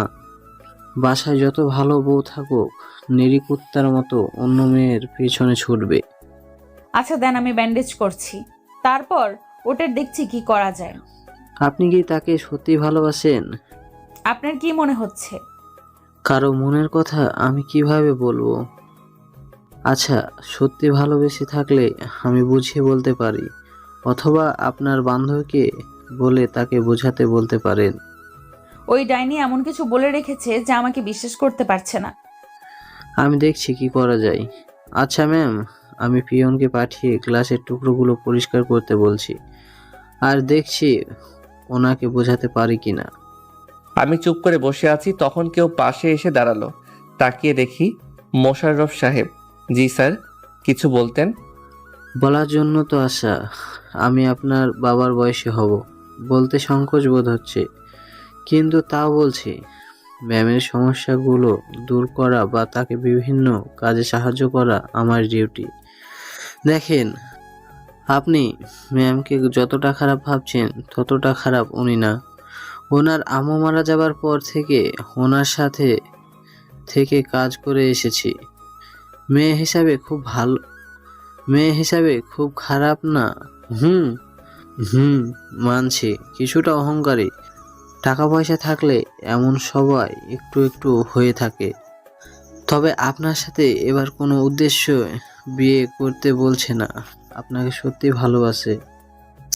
যেদিন আপনারা ডিভোর্স পেপারে সাইন করেন, সেদিন থেকেই আপনার সম্পর্কে আমাকে জিজ্ঞেস করে। আপনি মানুষটা কেমন জানতে চাই। তার জন্য তো ডিভোর্সটা এমনভাবে করতে চাইলেন উনি। না হলে উনিও ভালো করে জানেন যে একেবারে ডিভোর্সটা হয়ে যেত। উনি আপনাকে বুঝতে চাইছিলেন, তাই উনি এতগুলো দিন সময় নিয়েছে। আপনি যখন সেদিন ম্যামের বান্ধবীর মাথায় ফুল বেঁধে দিচ্ছিলেন, তখন অনেক সময় দাঁড়িয়ে দাঁড়িয়ে আপনাদের দেখছিল। সেদিন কি গতকাল রাতেই তো। দেখেন, সমস্যা সবার জীবনে থাকে, মতের অমিল থাকে, এগুলো সরিয়ে এগিয়ে যেতে পারলে জীবন সুন্দর। আমাকে আপনি এখন কি বলতে চাইছেন? উনি সুন্দরী হতে পারে এবং টাকা পয়সা থাকতে পারে, কিন্তু এমন মেয়ে আমার পছন্দ না। আমার বউ হিসেবে চাই গৃহিণী, কোনো সরকারি চাকরিজীবী বা কোনো বিজনেসম্যানকে না। আমার পছন্দ হবে বাসায় থেকে আমার মাকে সাহায্য করবে। আমি বাসায় থাকলে আমার খেদমত করবে, বা কাজ শেষ হয়ে ক্লান্ত হয়ে যখন বাসায় ফিরবো তখন আমার খেদমত করবে। আমি জানি উনি এগুলো কখনো পারবে না, তাই আমি দূরে দূরে থাকছি। আমি স্মার্ট কোনো ছেলে না, আর হতেও চাই না। আমি খ্যাত, আমার চিন্তাভাবনাও খ্যাত, আর খ্যাতই ভালো। যেগুলো আমার পার্সোনাল সেগুলো আমার পার্সোনাল থাকবে। আপনি আপনার ম্যামকে ভালোভাবে বুঝিয়ে বলে দিবেন ওনার জন্য স্মার্ট পাত্র চাই, আমার মতো এত নিচু চিন্তাধারার ছেলে না। আপনার কথা বুঝতে পারছি। এমন মেয়ে শুধু আপনার না, প্রায় সকল ছেলেদের পছন্দ। কিন্তু কতজন পায় বলেন? যেগুলো পায় সেগুলোকে নিয়ে জীবন কাটাতে হয়। আচ্ছা, আমি বুঝলাম আপনার কথা। আপনার ম্যামকে বুঝিয়ে বলে দিবেন, তাহলে হয়ে যাবে। আর এত দিন থেকে তার অহংকারের জন্য মনের ভিতর তার প্রতি আলাদা একটা ঘৃণা তৈরি হয়েছে। আচ্ছা, সেসব কথা ওনাকে বুঝিয়ে বলে দিবেন। মোশাররফ সাহেব উঠে চলে গেলেন। আর কিছুক্ষণ বসে থেকে অফিসের ভিতর চলে এলাম। লাঞ্চের সময় চুপচাপ খাচ্ছি, তখন কেউ পাশে এসে দাঁড়িয়েছে। দেখি নীলিমা আপু। আপনি দাঁড়িয়ে কেন? বসুন। চাকরি আছে না, গেছে। আর মনে হচ্ছিল ম্যামের কেবিনে অনেকক্ষণ ছিল, তারপর ম্যামের কেবিন থেকে বাইরে চলে গেছিল, ওখানে অনেকক্ষণ থেকে তারপর অফিসে। কারণটা কি? কারণটা খুব সোজা। অনেক কথা শুনিয়েছে, তাই মন খারাপ করে বাইরে বসেছিলাম। এত বড় একটা ডিল নষ্ট হয়ে গেছে, আমাকে কি এত সহজে ছেড়ে দিবে ভেবেছেন? তাও একটা কথা। জি, লাঞ্চ কি শেষ না মাত্র এলেন? না, আসলাম। ম্যাম হঠাৎ করেই এই রেস্টুরেন্টে, এখন পর্যন্ত আমরা ছাড়া তো উনি এখানে কখনো আসেননি। এই মেয়ের মাথা গেছে। শালা, আগে যদি জানতাম তাহলে এমন প্রস্তাবে রাজি হতাম না। জানবো বা বুঝবো কিভাবে? আগে যে অ্যাটিটিউড দেখলো, মনে হচ্ছে আমাকে পাত্তাই দিবে না, আমার সাথে প্রয়োজন ছাড়া কথা বলবে না, কিন্তু এখন দেখি পুরো উল্টা। মিস, আপনার নাম কি জানো? জি ম্যাম, আমি নীলিমা। মিস নীলিমা, আপনি এখন যান। এ কি করতে চাচ্ছে? নীলিমা আপু চলে গেল, যেতেই বলল, মেয়েদের সাথে চিপকে থাকতে খুব ভালো লাগে, তাই না? তাই তো, যখন দেখি মেয়ে আশেপাশে। আমি মেয়েদের পাশে যাই না, ওনারাই আসে। কত কিউট আমি। এমন কিউট একটা ছেলের সাথে কে না কথা বলতে চাই বলেন? তাই না? এইগুলো পরে দেখছি আমি। সেসব বাদ দিয়ে আজকে গিয়ে আপনি আম্মুর সাথে কথা বলবেন। অবাক হওয়ার কিছুই নেই, আমি যেটা বলছি সেটা করবেন। আর না হলে আমি গিয়ে আম্মুর সাথে কথা বলবো। আচ্ছা ম্যাম, আপনি কি মদ বা ড্রিঙ্কস করেন বা বেশ থাকেন? না সোনা, আমি এগুলো কিছুই খাই না। তবে একবার ট্রিক্স খাওয়া হয়েছে। একবার না, কয়েকবার হয়েছে। আর আমি তোমার নেশায় আসক্ত। খাবার খাওয়া বাদ দিয়ে ম্যামের দিকে তাকিয়ে আছি। হঠাৎ এত প্রেম কোথা থেকে আসলো? না আমাকে তার কাজের জন্য ব্যবহার করবে? যদি কোনো কাজের জন্য হতো তাহলে তো সরাসরি বলতে পারে, যেমন বিয়ের ডিলটা করেছিল। এত কি ভাবো? তেমন কিছুই না। আপনি আমার বাকি টাকাগুলো দিয়ে দেন। মাত্র 3 লাখ তুমি চাইলে আমার সমস্ত কিছু তোমাকে দিয়ে দিতে পারি। আমি যদি আপনার সব কিছু নিয়ে তাড়িয়ে যাই? এতটুকু বিশ্বাস আছে যে তুমি সেই রকম কিছু করবা না। তোমার যদি মনে এরকম কিছু থাকতো তাহলে এত কিছু পাবার পর ফেরত দিতা না। আর তুমি আমার পিএসকে সেদিন কি বলেছো সেটাও ওনার কাছ থেকে শুনেছি। আমি তোমার সততা দেখে ফিদা। আমি অত কিছু বুঝি না। তুমি যদি না বলো আম্মুকে আমি সব বলবো, সব কিছু বলবো। ম্যাম উঠে চলে গেল। আমি বেশি কিছু না ভেবে খাওয়া শেষ করে চলে আসি অফিসে। কি যে একটা ঝামেলায় পড়লাম। অফিস শেষ করে সন্ধ্যায় বাড়ি চলে এলাম। এসে ফ্রেশ হয়ে মাকে উদ্দেশ্য করে বললাম, মা, তোমাকে কিছু বলার আছে। কি বলবি বল। তোমাকে অনেক বড় একটা মিথ্যা বলেছি, আমাকে মাফ করে দাও। কি হয়েছে বলবি তো? না বলি এসব বলে যাচ্ছে। মাকে সবকিছু বললাম। মা সব কিছু শুনে আমার দিকে তাকিয়ে আছে। আমাকে মাফ করো, আমি তোমাকে না বলে এমন একটা কাজ করে ফেলেছি। একেবারেও ভাবলি না তোর উপর কেমন একটা দাগ লেগে যাবে? তোকে আর কি বলবো বল? যেটা হয়েছে সেটা হয়ে গেছে, আর তো ঠিক করা যাবে না, পরিবর্তন করাও সম্ভব না। মেয়েটা যখন থাকতে চাইছে তখন আর সমস্যা কোথায়? সমস্যা অনেকগুলো, তুমি বুঝতে পারছো না। যদি কখনো খোটা দেয় তখন কেমন লাগবে, আর যদি তোমাকে কিছু বলে তখন আমার কেমন লাগবে। আমরা যেমন সাধারণ তেমনি সাধারণ কাউকে নিয়ে আসব। এমন তো নাও হতে পারে, তাই না? যদি হয় তো কি হবে? আচ্ছা, বিয়েটা কি তোর কাছে খেলনা মনে হয়? বিয়ে একবারই হয়। বিয়েটা যেমন ভাবে হোক হয়েছে তো। এসব ডিভোর্স ভালো কিছু না, এগুলো ভালো না। মেয়েটা যখন বলেছে তখন তোর সমস্যা কোথায়? আচ্ছা ঠিক আছে, তুমি যখন বলছো তখন না হয় বলবো। জানি তুমি কষ্ট পেয়েছো, তার জন্য সরি। আচ্ছা ঠিক আছে, আমি কিছু মনে করিনি। তোর মন খারাপ করতে হবে না। মায়ের সাথে কথা বলতে লাগলাম, একসময় বলল, মেয়েটার নাম্বার আছে না? বৌমার নাম্বার আছে না? ফোন দে, আমি কথা বলবো। মায়ের দিকে একটু তাকিয়ে থেকে বললাম, না নেই। কখনো ফোন দেয়নি, একবার ফোন দিয়েছিল কিন্তু কোনটা নাম্বার ভুলে গেছি। আচ্ছা ঠিক আছে, আগামীকাল নাম্বার নিয়ে আসবে, তারপর কথা বলবো না হয়। ঘরে এসে ভাবতে লাগলাম আগামীকাল তো শুক্রবার ছুটি আছে, তানিশা আপুর সাথে দেখা করি। ফোন দিই, তারপর আপুকে ফোন দিয়ে বললাম যেন দেখা করে। ফোন রেখে মাকে বলে বাইরে চলে আসি। এসে মাসুমের সাথে আড্ডা দিয়ে রাতে এলাম। তারপর খাবার খাওয়া শেষ করে দিলাম ঘুম। পরের দিন সকালে ঘুম থেকে উঠে ফ্রেশ হয়ে খাওয়া দাওয়া শেষ করে রুমে আসতে দেখি ফোন বাজছে। ফোন রিসিভ করে সালাম দিয়ে বললাম, জি, কে বলছেন আপনি? তোমার ফোনে আমার নাম্বার সেভ করা নেই? না, আসলে প্রয়োজন মনে করিনি। তোমার ইচ্ছে। আর আম্মুকে বলেছো সব কিছু? বলেছিলাম, আপনার সাথে কথা বলতে চেয়েছিল কিন্তু আপনার নাম্বার না থাকায় ফোন দিতে পারিনি। আচ্ছা, এখন গিয়ে ফোন দাও। আচ্ছা, ফোন নিয়ে গিয়ে মাকে ফোন এগিয়ে দিয়ে বললাম, এই যে রাতে কথা বলতে চেয়েছিল, কথা বলো। মাকে ফোন দিয়ে ঘরে চলে এলাম। জানি না তাদের ভিতরে কি কথা হলো। একটু পরে মা এসে ফোন এগিয়ে দিয়ে বলল, বাজার থেকে ঘুরে আয় তো, শাক সবজি মাছ মাংস নিয়ে আসবি। মায়ের কথা শুনে বুঝলাম আসছে, তাই বললাম আচ্ছা ঠিক আছে। পকেটে ফোন নিয়ে বাসা থেকে বেরিয়ে চলে আসি বাজারে। তারপর শাক সবজি মাছ মাংস নিয়ে বাসার সামনে আসতেই দেখি বাসার সামনে গাড়ি দাঁড় করানো আছে। ভিতরে এলাম, দেখি ম্যাম, তানিশা আপু আর মা বসে আছে। এই যে দাও, সড়ক কিছু নিয়ে আসছি। ম্যাম, আমাদের বাসার খাবার খেতে পারে তবেই। রাখ তো তোর ফালতু কথা, এত যে বেশি কথা বলে। আমাকে বকা খাওয়া দেখে ইরা হাসছে, আবার হাসি দেখানো হচ্ছে। কেমন আছো বলো? আলহামদুলিল্লাহ ভালো, আপনি? আলহামদুলিল্লাহ ভালো। আচ্ছা, গল্প করেন, আমি ঘরে যাই। তারপর ওখান থেকে ঘরে চলে এলাম। জাস্ট চুপ করে বসে আছি। কারো আসার শব্দ পেয়ে দরজার দিকে তাকাতেই দেখি ম্যাম। জি, কিছু কি বলতেন? না, দেখতে এলাম রুমটা কেমন। রুম তো দেখি গোছানো আছে। জি মা, গুছিয়ে রাখে।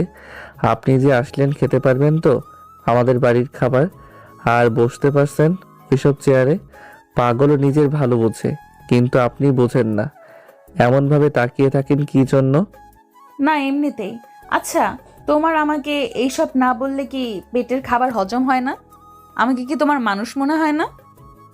মনে কেন হবে না? তবে মানুষের ভিতরে তো জাতভেদ আছে। আপনারা উঁচু লেভেলের, তাই বললাম। আপনি যে এমন করবেন জানলে কখনো ওই প্রস্তাবে রাজি হতাম না। আমি ভাবলাম আপনাকেও সাহায্য করা হবে আর আমারও কিছু টাকা হবে, তাই এমন চুক্তি করেছি। যা হয়েছে ভালো হয়েছে। আচ্ছা শোনো, আগামীকাল থেকে আমার বাসায় তুমি আর আম্মু থাকবা। আম্মুর সাথে কথা হয়েছে এবং উনি রাজি হয়েছে। যদিও প্রথমে রাজি হয়নি, পরে ইমোশনাল ব্ল্যাকমেল করার পর রাজি হয়েছে। সব বুঝলাম, কিন্তু একটা কোনো কথা শুনে রাখবেন। যদি আমাকে, আমার মাকে কোনো কথা খোটা দিয়ে বলেছেন বা রেগেই বলেন, আপনি যেভাবে বলেন না কেন, সেদিনই আপনি মামার লাইফে এবং আপনার বাসায় শেষ দিন। ওই কাগজপত্র লাগবে না, মৌখিক তালাক দিয়ে দেব। আচ্ছা, তোমার এমন কেন মনে হচ্ছে? কারণ বড় লোকরা এমনই, খোটা দিবেই। মানুষের জবানকে কোনো বিশ্বাস নেই। আচ্ছা, আমাকে কি তোমার মানুষ মনে হচ্ছে না অমানুষ মনে হচ্ছে? গতকাল থেকে আমাকে যে পরিমাণ বলেছো তার সব সহ্য করেছি। না উত্তর দিয়েছি, না প্রতিবাদ করেছি। আমি তো চাইছি আপনি প্রতিবাদ করেন, আপনি তো দূরে চলে যান। আমি তো সেটাই চাচ্ছি। আবার আপনি আমার দিকে এমন করে তাকিয়ে আছেন কেন? আমি কি অন্য পুরুষের দিকে তাদের আছে? আমি আমার বরের দিকে তাকিয়ে আছি। আর তোমার সমস্যা হবার তো কথা না, তাই না? আপনার এমন চেয়ে থাকার কারণ খুঁজে পেলাম না। আমাকে এমনভাবে দেখার কি আছে? অনেক কিছুই আছে, আবার কোনো কিছুই নেই। সেটা বড় কথা নয়। কথা হচ্ছে তোমাকে পড়াশোনা শেষ করতে হবে, নিয়মিত কলেজে যেতে হবে। তুমি ডিগ্রির ফার্স্ট না সেকেন্ড ইয়ারে জানো? জি, সেকেন্ড ইয়ারে। যে ভার্সিটিতে আমি পড়তাম বা তানিশা পড়েছে, ওখানে অনার্স প্রথম বর্ষে ভর্তি করিয়ে দিচ্ছি। তুমি ওখানে অনার্স থেকে পড়বা, এমনভাবে তুমি তাকিয়ে আছো কেন? আমি এখানে পড়াশোনা শেষ করলে সমস্যা কোথায়? ওখানে পড়াশোনার মান খুব ভালো না। আর দুইটা কলেজের ভেতরে ভালো কোনটা? পড়াশোনার মান কোনটার ভালো? আচ্ছা ঠিক আছে, আপনি দেখি এখন আমার অভিভাবক হয়ে গেছেন। না তো, আমি তোমাকে আমার অভিভাবক বানাতে চাই। আচ্ছা সেই কথা বাদ দাও, আগামীকাল তোমার কলেজে গিয়ে সব কিছু সার্টিফিকেট তুলে দিবা। আচ্ছা আমি সাথে থেকে সব কিছু করে দিব, ওইটাই ভালো হবে। আর আজকে আবার সন্ধ্যায় কাজী অফিসে যাওয়া লাগবে। কেন? হ্যাঁ, মনে হচ্ছে কিছু বলছে না। আম্মু সাথে থাকবে, বুঝেছো? জি বুঝলাম। চুক্তি অনুযায়ী আমার টাকাটা তো দিলেন না। রাতে সব টাকা দিয়ে দেব। লাগতো না আপনার টাকা, আমি আপনার থেকে কিছু নিব না। আমি কি আসতে পারি আপনাদের মাঝে? আরে আসো আসো, কেন পারবেন না? আর শোনো, যদি কোনো মেয়ের আশেপাশে গেছো তাহলে তোমার খবর আছে। আর কোনো মেয়ের চুলের খোপায় তো বেলি ফুল বেঁধে দেওয়া দূরের কথা। আর তুই শুনে রাখ, আমার বরের আশেপাশে যাবি না। তুই কেমন বোন হলি না হলি সেটা আমার দেখার বিষয় না। শোন, তোর পরিচয় হওয়া 35 দিনের মতো হলো, আর আমার সাথে পরিচয় বেশ কয়েক মাস। আর আমি ওর বড় বোন হই। তোর থেকে ওর ওপর আমার অধিকার বেশি। আর আমার চুলের খোপার ফুল বেঁধে দিবে। আগে জি না, আমার অধিকার আপনার থেকেও বেশি। আর যদি আমি ছাড়া যদি অন্য কোনো মেয়ের চুলে ফুল বেঁধে দিয়েছে তো ওনার হবে ভালোভাবেই। আমার উপর কারো অধিকার নেই। আমার কাজ নেই, কাম নেই, সেই ছোট বাচ্চাদের মতো ঝগড়া করে। আমার কণ্ঠস্বরে দুজনে মিটমিট করে হাসছে। দুপুরে গোসল করে নামাজ পড়ে এলাম। আসামের নিচে পার্টিতে বসতে দেখে কিছু বলতে গিয়েও বললাম না। আমি গিয়ে একপাশে বসলাম। মা সবাইকে খাবার দিল। আমি খাওয়া শেষ করে রুমে চলে এলাম। বিকেলে আবারও সবাই কাজী অফিসে আসি। কাজী আমাদের দেখে বললেন, বাহ, আবারও আসলেন? আবারও বিয়ে করে ডিভোর্স করবেন নাকি? আর কোনো কিছুই হবে না, এটাই শেষ। যা যা পেপার লাগবে এখানে আছে, আপনি আপনার কাজ করেন। সুবুদ্ধি হইলেই ভালো। ওকে দেন তাহলে। কাজী তার কাজ শুরু করলেন। আবারও নতুন করে বিয়েটা হয়ে গেল। ইরা সবাইকে তার বাসায় নিয়ে এলো। আপনি যে এমনভাবে বিয়ে করলেন, আপনার বিজনেস পার্টনারগুলো তো জানলো না। আপনি না, তুমি করে বলো, আমি তোমার বউ। ওকে, তোমার এমনভাবে বিয়ে করা মানালো না। তোমার বিজনেস পার্টনারগুলো তো জানতেই পারলো না। একটা পার্টিতে সবাইকে ইনভাইট করে জানিয়ে দেব, ওগুলো নিয়ে তোমাকে ভাবতে হবে না। আম্মু কি করছে দেখি। আমিও যাব। দেখি বাসার কাজের মেয়ের সাথে বাসা ঘুরে ঘুরে দেখছে। বাহ, ভালো তো।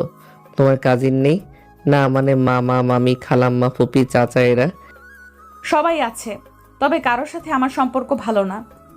এই তুমি কেমন বলবা? আমার ক্যারেক্টার একদম বাজে। এই যে সোজাসুজি মুখের উপর সত্য কথা বলে দেই, সেটা বড় কথা, সেটা বড় হোক বা ছোট হোক।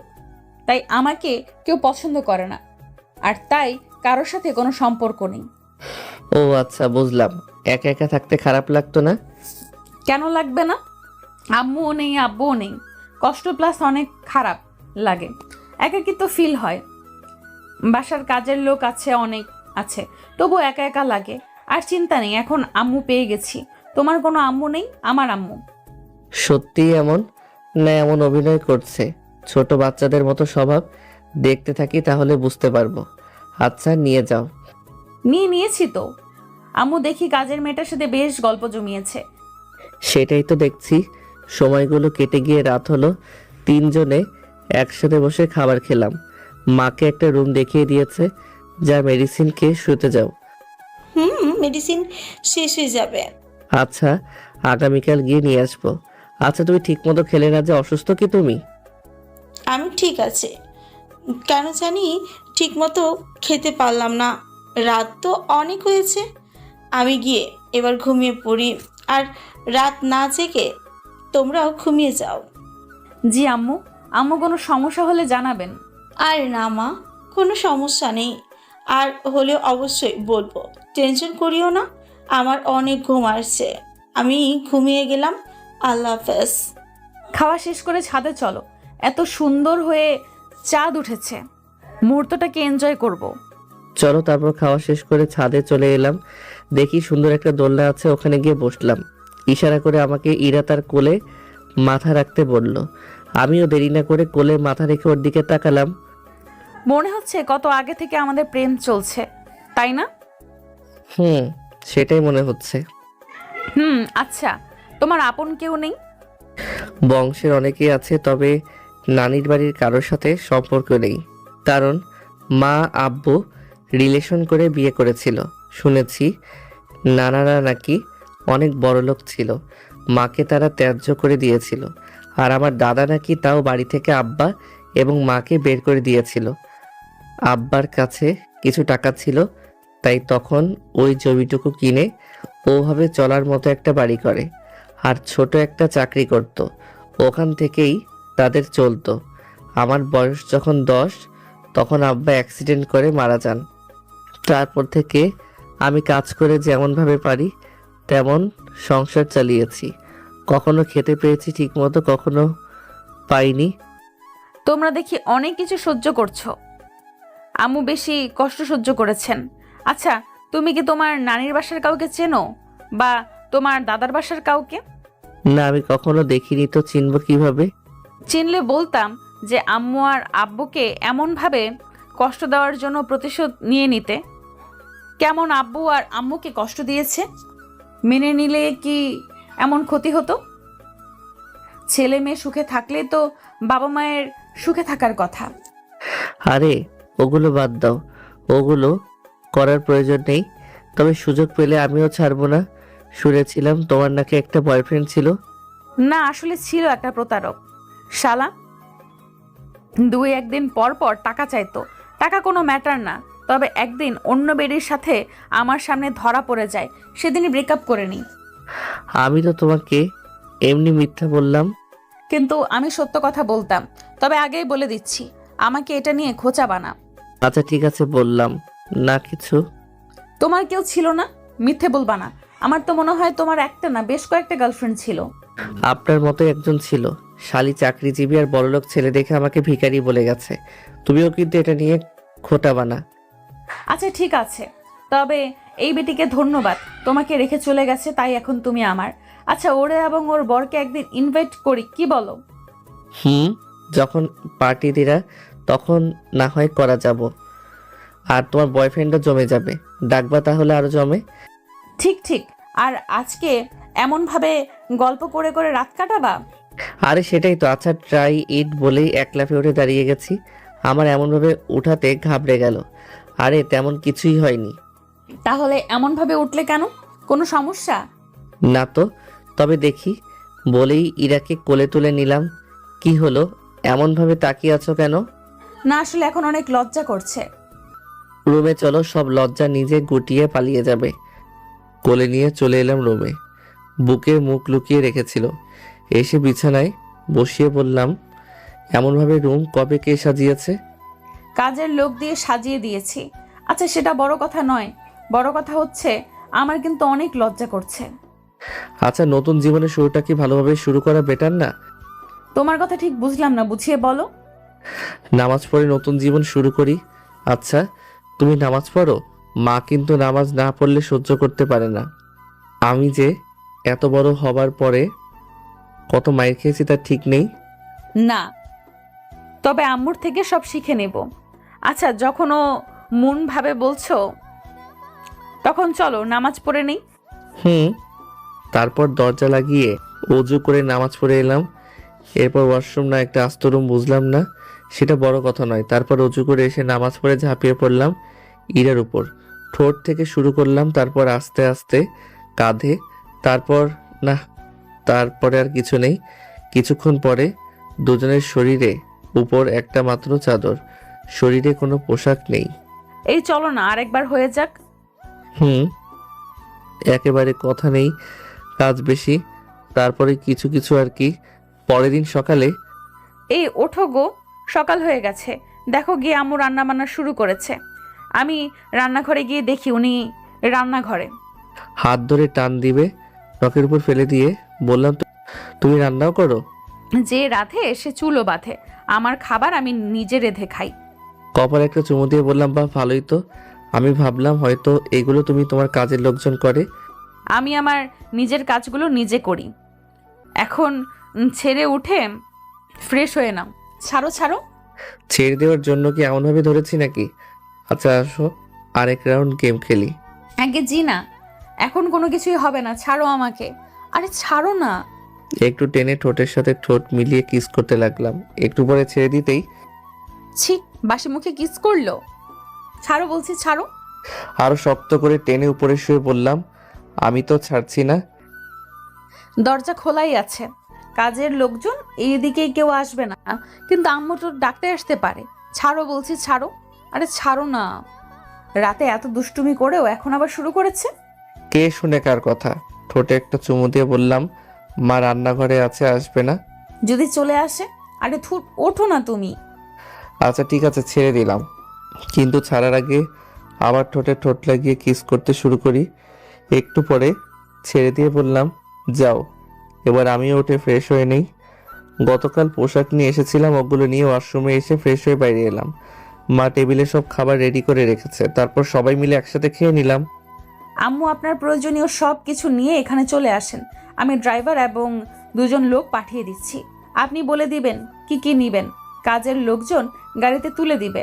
আমরা একটু কলেজের দিকে যাব, তাই না হলে আপনার সাথে যেতাম। আমি ওইখান থেকে কি নিব?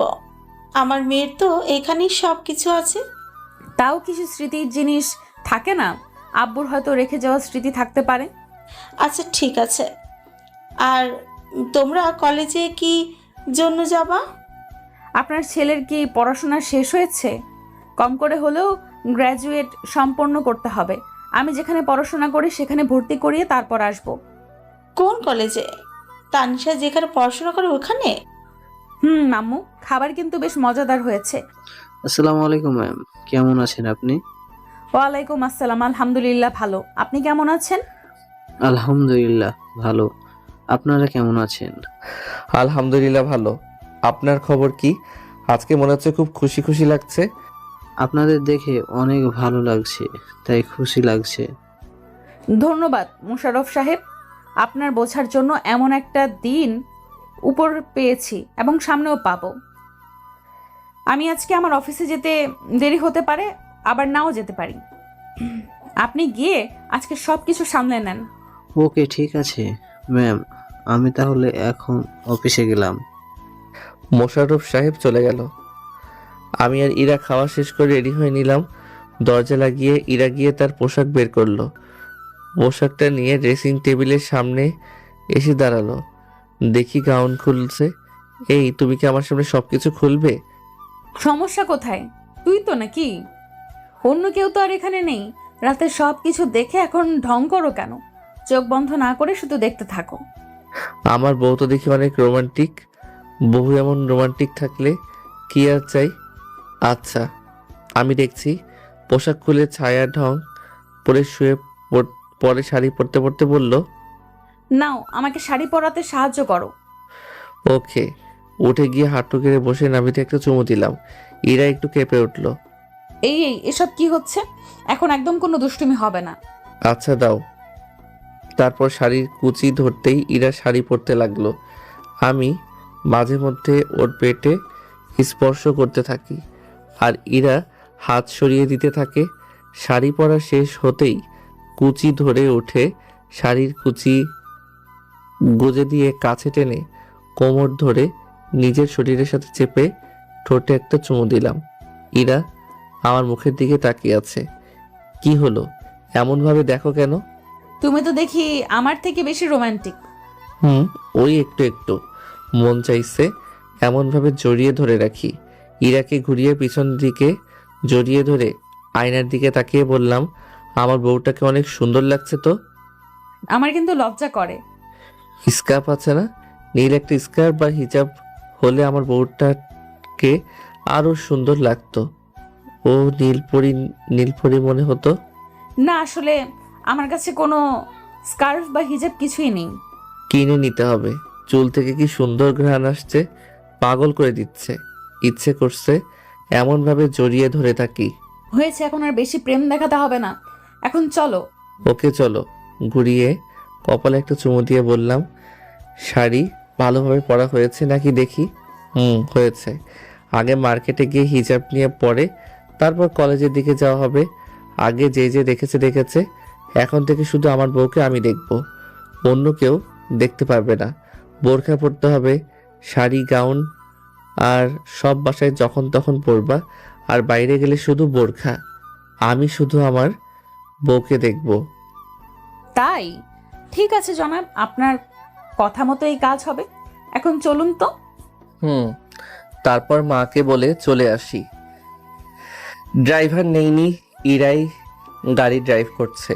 একটু পরে মার্কেটে চলে আসি, এসে একটা হিজাব নিয়ে পরে নিল। এই এখন অনেক সুন্দর লাগছে, এবার যাওয়া যাক। তারপর আমার কলেজে এসে সার্টিফিকেট থেকে আরও সব কিছু নিয়ে ওর ভার্সিটিতে এলাম। আমি বললে নিশ্চিত আজকে এগুলো পেতাম না। ইরা সাথে ছিল, সেই পেয়ে গেছি। বিজনেসম্যান, একটা পাওয়ার আর সম্মান তো আছেই। তারপর ওখান থেকে ওনাদের ভার্সিটিতে চলে এলাম। কত স্বপ্ন সবার এখানে পড়াশোনা করার। দুজনে একসাথে হেঁটে আসতে লাগলাম। তখনই কয়েকটা মেয়ে এলো, দেখি তানিশা আপু আছে। কিরে ইরা, এটা তোর কাজিন নাকি? দেখতে কত কিউট। সিঙ্গেল আছে নাকি? না, বিবাহিত। কি বলিস বিবাহিত? দেখে তো পিচ্চি মনে হচ্ছে। আরে বল না, এটা কে তোর?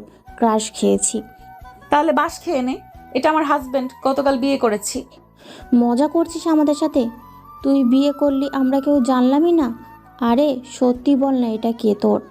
সত্যি এটা ওর বর, গতকাল বিয়ে হয়েছে। তোদের বলি না আমার একটা ভাই আছে, এটাই সেটা। তানিশা আপুর কথা শুনে সবাই এবার অবাক হয়ে ইরার দিকে তাকিয়ে আছে। তুই বিয়ে করে নিয়েছিস সত্যি? আর বিয়ে করলি তো করলি, তোর থেকে ছোটকে। তো সমস্যা কোথায়? আবার এই পিচ্চিকে দেখি নাকি ক্রাশ খেলি নাকি? তারপর আরো কত কি। আর ছোট বলে কি পারে না নাকি? কোথায় কোনো সমস্যা হলো না তো? কত সুন্দরভাবেই ফার্স্ট নাইট কাটিয়ে দিলাম। আচ্ছা তোমরা কথা বলো, আমি এখান থেকে যাই। তোর পিচ্ছি বরকে এমনভাবে লজ্জা দিলি যে চলে যেতেই চাইছে।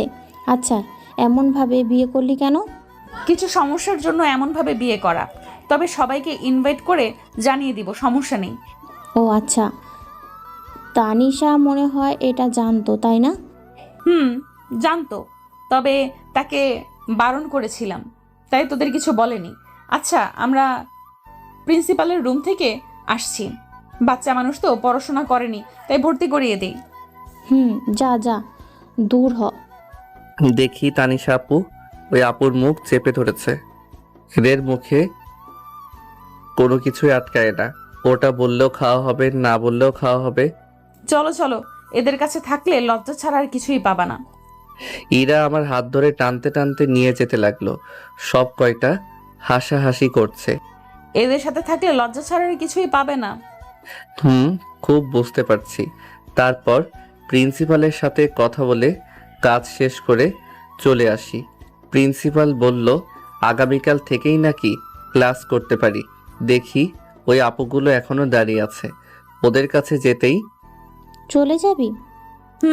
একটু মার্কেটে যাব, তারপরে ওখান থেকে অফিসে যেতে হবে। আচ্ছা, আমাদের দুলাভাইকে রেখে যা, একটু আদর যত্ন খেয়ে যাবে। চুপ, আমার পিচ্ছি কিউট বরের দিকে একদম নজর দিবি না। দিলে তোদের সব কয়টার খবর আছে। আর তানিশা, নজর রাখা তোর দায়িত্ব থাকলো। আহা, এমন করছিস কেন? তোর বয়ফ্রেন্ড নিয়ে বলতাম তখন তো এমন মাইন্ড করতি না, তখন কত কি বলতিস। আর এখন দিতে চাইছিস না কেন? থাক তোরা, আমরা যাই, এই চলো। আর এগুলো থেকে সব সময় দূরে দূরে থাকবা, একটাও ভালো না। আহা, বরের প্রতি কি ভালোবাসা! অনেক বর বলে কথা, ভালো তো বাসবই। এই চলো চলো, অনেক কাজ। কথাটা বলেই হাত ধরে হাঁটতে লাগলো। মনে হচ্ছে আমি ছোট একটা বাচ্চা, কিছু বুঝি না, কিছু না জানি, কিছু চিনি না। তারপর মার্কেটে গিয়ে কিছু পোশাক নিয়ে বাসায় চলে আসি। আমাকে বাসায় রেখে ইরা অফিসে চলে যায়। বসে আছি, তখন ফোনটা বেজে উঠল।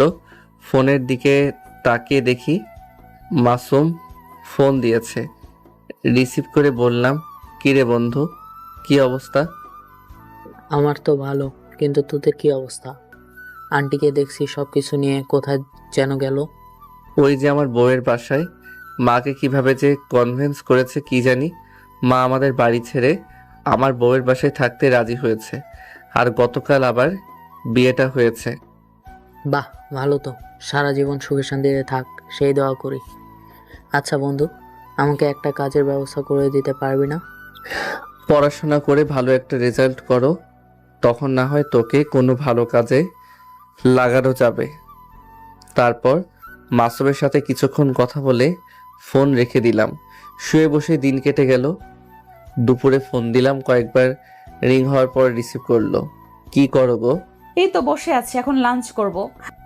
ও আচ্ছা, দূর ভালো লাগছে না। মা তো বাসাতে ওদের সাথে কথা বলছে, তাই দিন কেটে যাচ্ছে। কিন্তু আমার একা বসে এমনভাবে কাটতে চাইছে না। তাই আগামীকাল থেকে তুমিও ভার্সিটিতে যাওয়া আসা শুরু করবা। হয় টিভি দেখো আর না হয় ফোন। তাহলে তো সময় কোন দিক দিয়ে চলে যাবে বুঝতেই পারবা না। আচ্ছা, তোমার বা আম্মুর খাওয়া হয়েছে? আম্মুর হাতের রান্নাটা মিস হয়ে গেল। এসে খেয়ে গেলেই তো পারো। যেতে আসতে অনেকটা সময় লেগে যায়।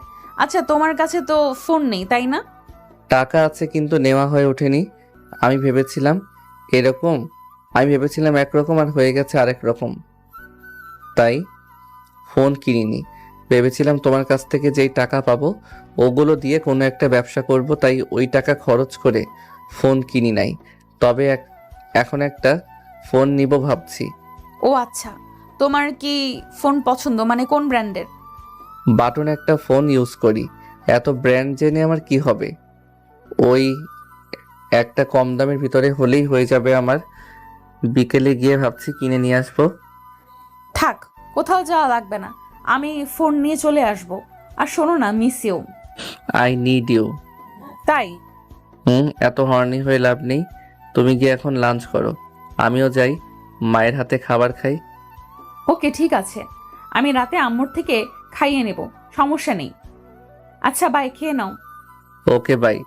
ইরা ফোন কেটে দিল। আমি ফোন রেখে বাইরে এসে আমি আর মা খাবার খেয়ে নিলাম। রুমে এসে দিলাম ঘুম থেকে উঠে ফ্রেশ হয়ে ছাদে এসে দোলনায় বসে আছি চুপচাপ, আর চারপাশে গাছপালা দেখছি। আশেপাশে বসে কিছু ফুল আর ফলের গাছ আছে, ওগুলোই দেখা। এখন বিকেলে পাখিগুলো কিচিরমিচির আওয়াজ করছে, শুনতে ভালোই লাগছে। বাতাসে ফুলের সুবাস কেমন একটা মাতাল করে দিচ্ছে। এমন সুবাস আসছে কোথা থেকে? বাম সাইডে তাকিয়ে দেখি বেশ কয়েকটা বেলি ফুলের গাছ। রাতে তো এইসব খেয়াল করিনি। পাশে ওই রকম ফুল থাকলে কি অন্য ফুলের দিকে নজর যায় নাকি? ফুলের গাছের দিকে এগিয়ে গেলাম। বাসার পিছন সাইডে দেখি বাহারি ফুলের গাছ। ছাদ থেকে নেমে বাড়ির পিছনটা ঘুরতে লাগলাম। বসার জায়গা বানানো আছে, ওটাই গিয়ে বসলাম। বেশ কিছুক্ষণ পরে ফোনটা বেজে উঠল। ফোনের দিকে তাকিয়ে দেখি ইরা ফোন দিয়েছে। রিসিভ করতেই, কোথায় আছো তুমি? এই তো বাড়ির পিছন দিকে। তুমি কোথায়? আমি বাসায়, রুমে। ও আচ্ছা, আসছি, ওয়েট। ফোন কেটে চলে আসি। এসে রুমে এসে দেখি বিছানায় বসে আছে। কি ব্যাপার, কি অবস্থা? এই তো ভালো, খুব ফুরফুরে মেজাজে আছো মনে হচ্ছে। ওই একটু একটু। ইরা একটা ব্যাগ হাতে ধরিয়ে দিল। দেখি একটা ফোন বের করে বুঝতে পারছি বেশ অনেক দামি ফোন আছে।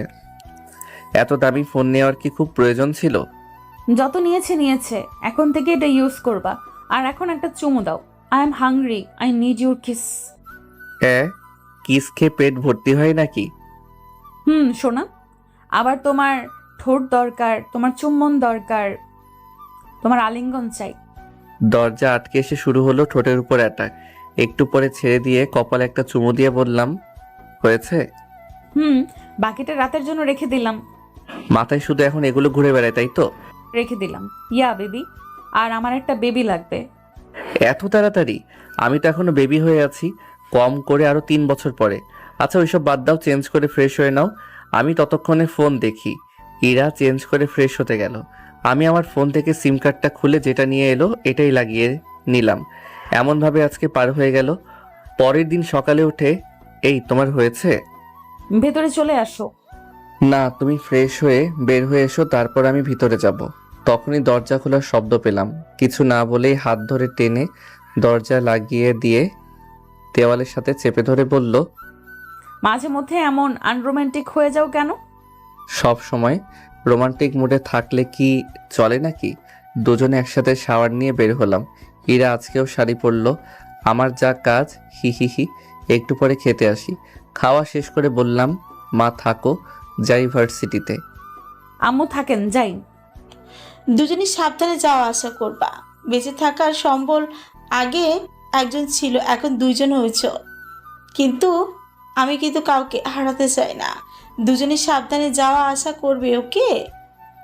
ইরা গিয়ে মাকে জড়িয়ে ধরলো। চোখে পানি চিকচিক করছে। পাগল মেয়ে, কান্না করে কেন?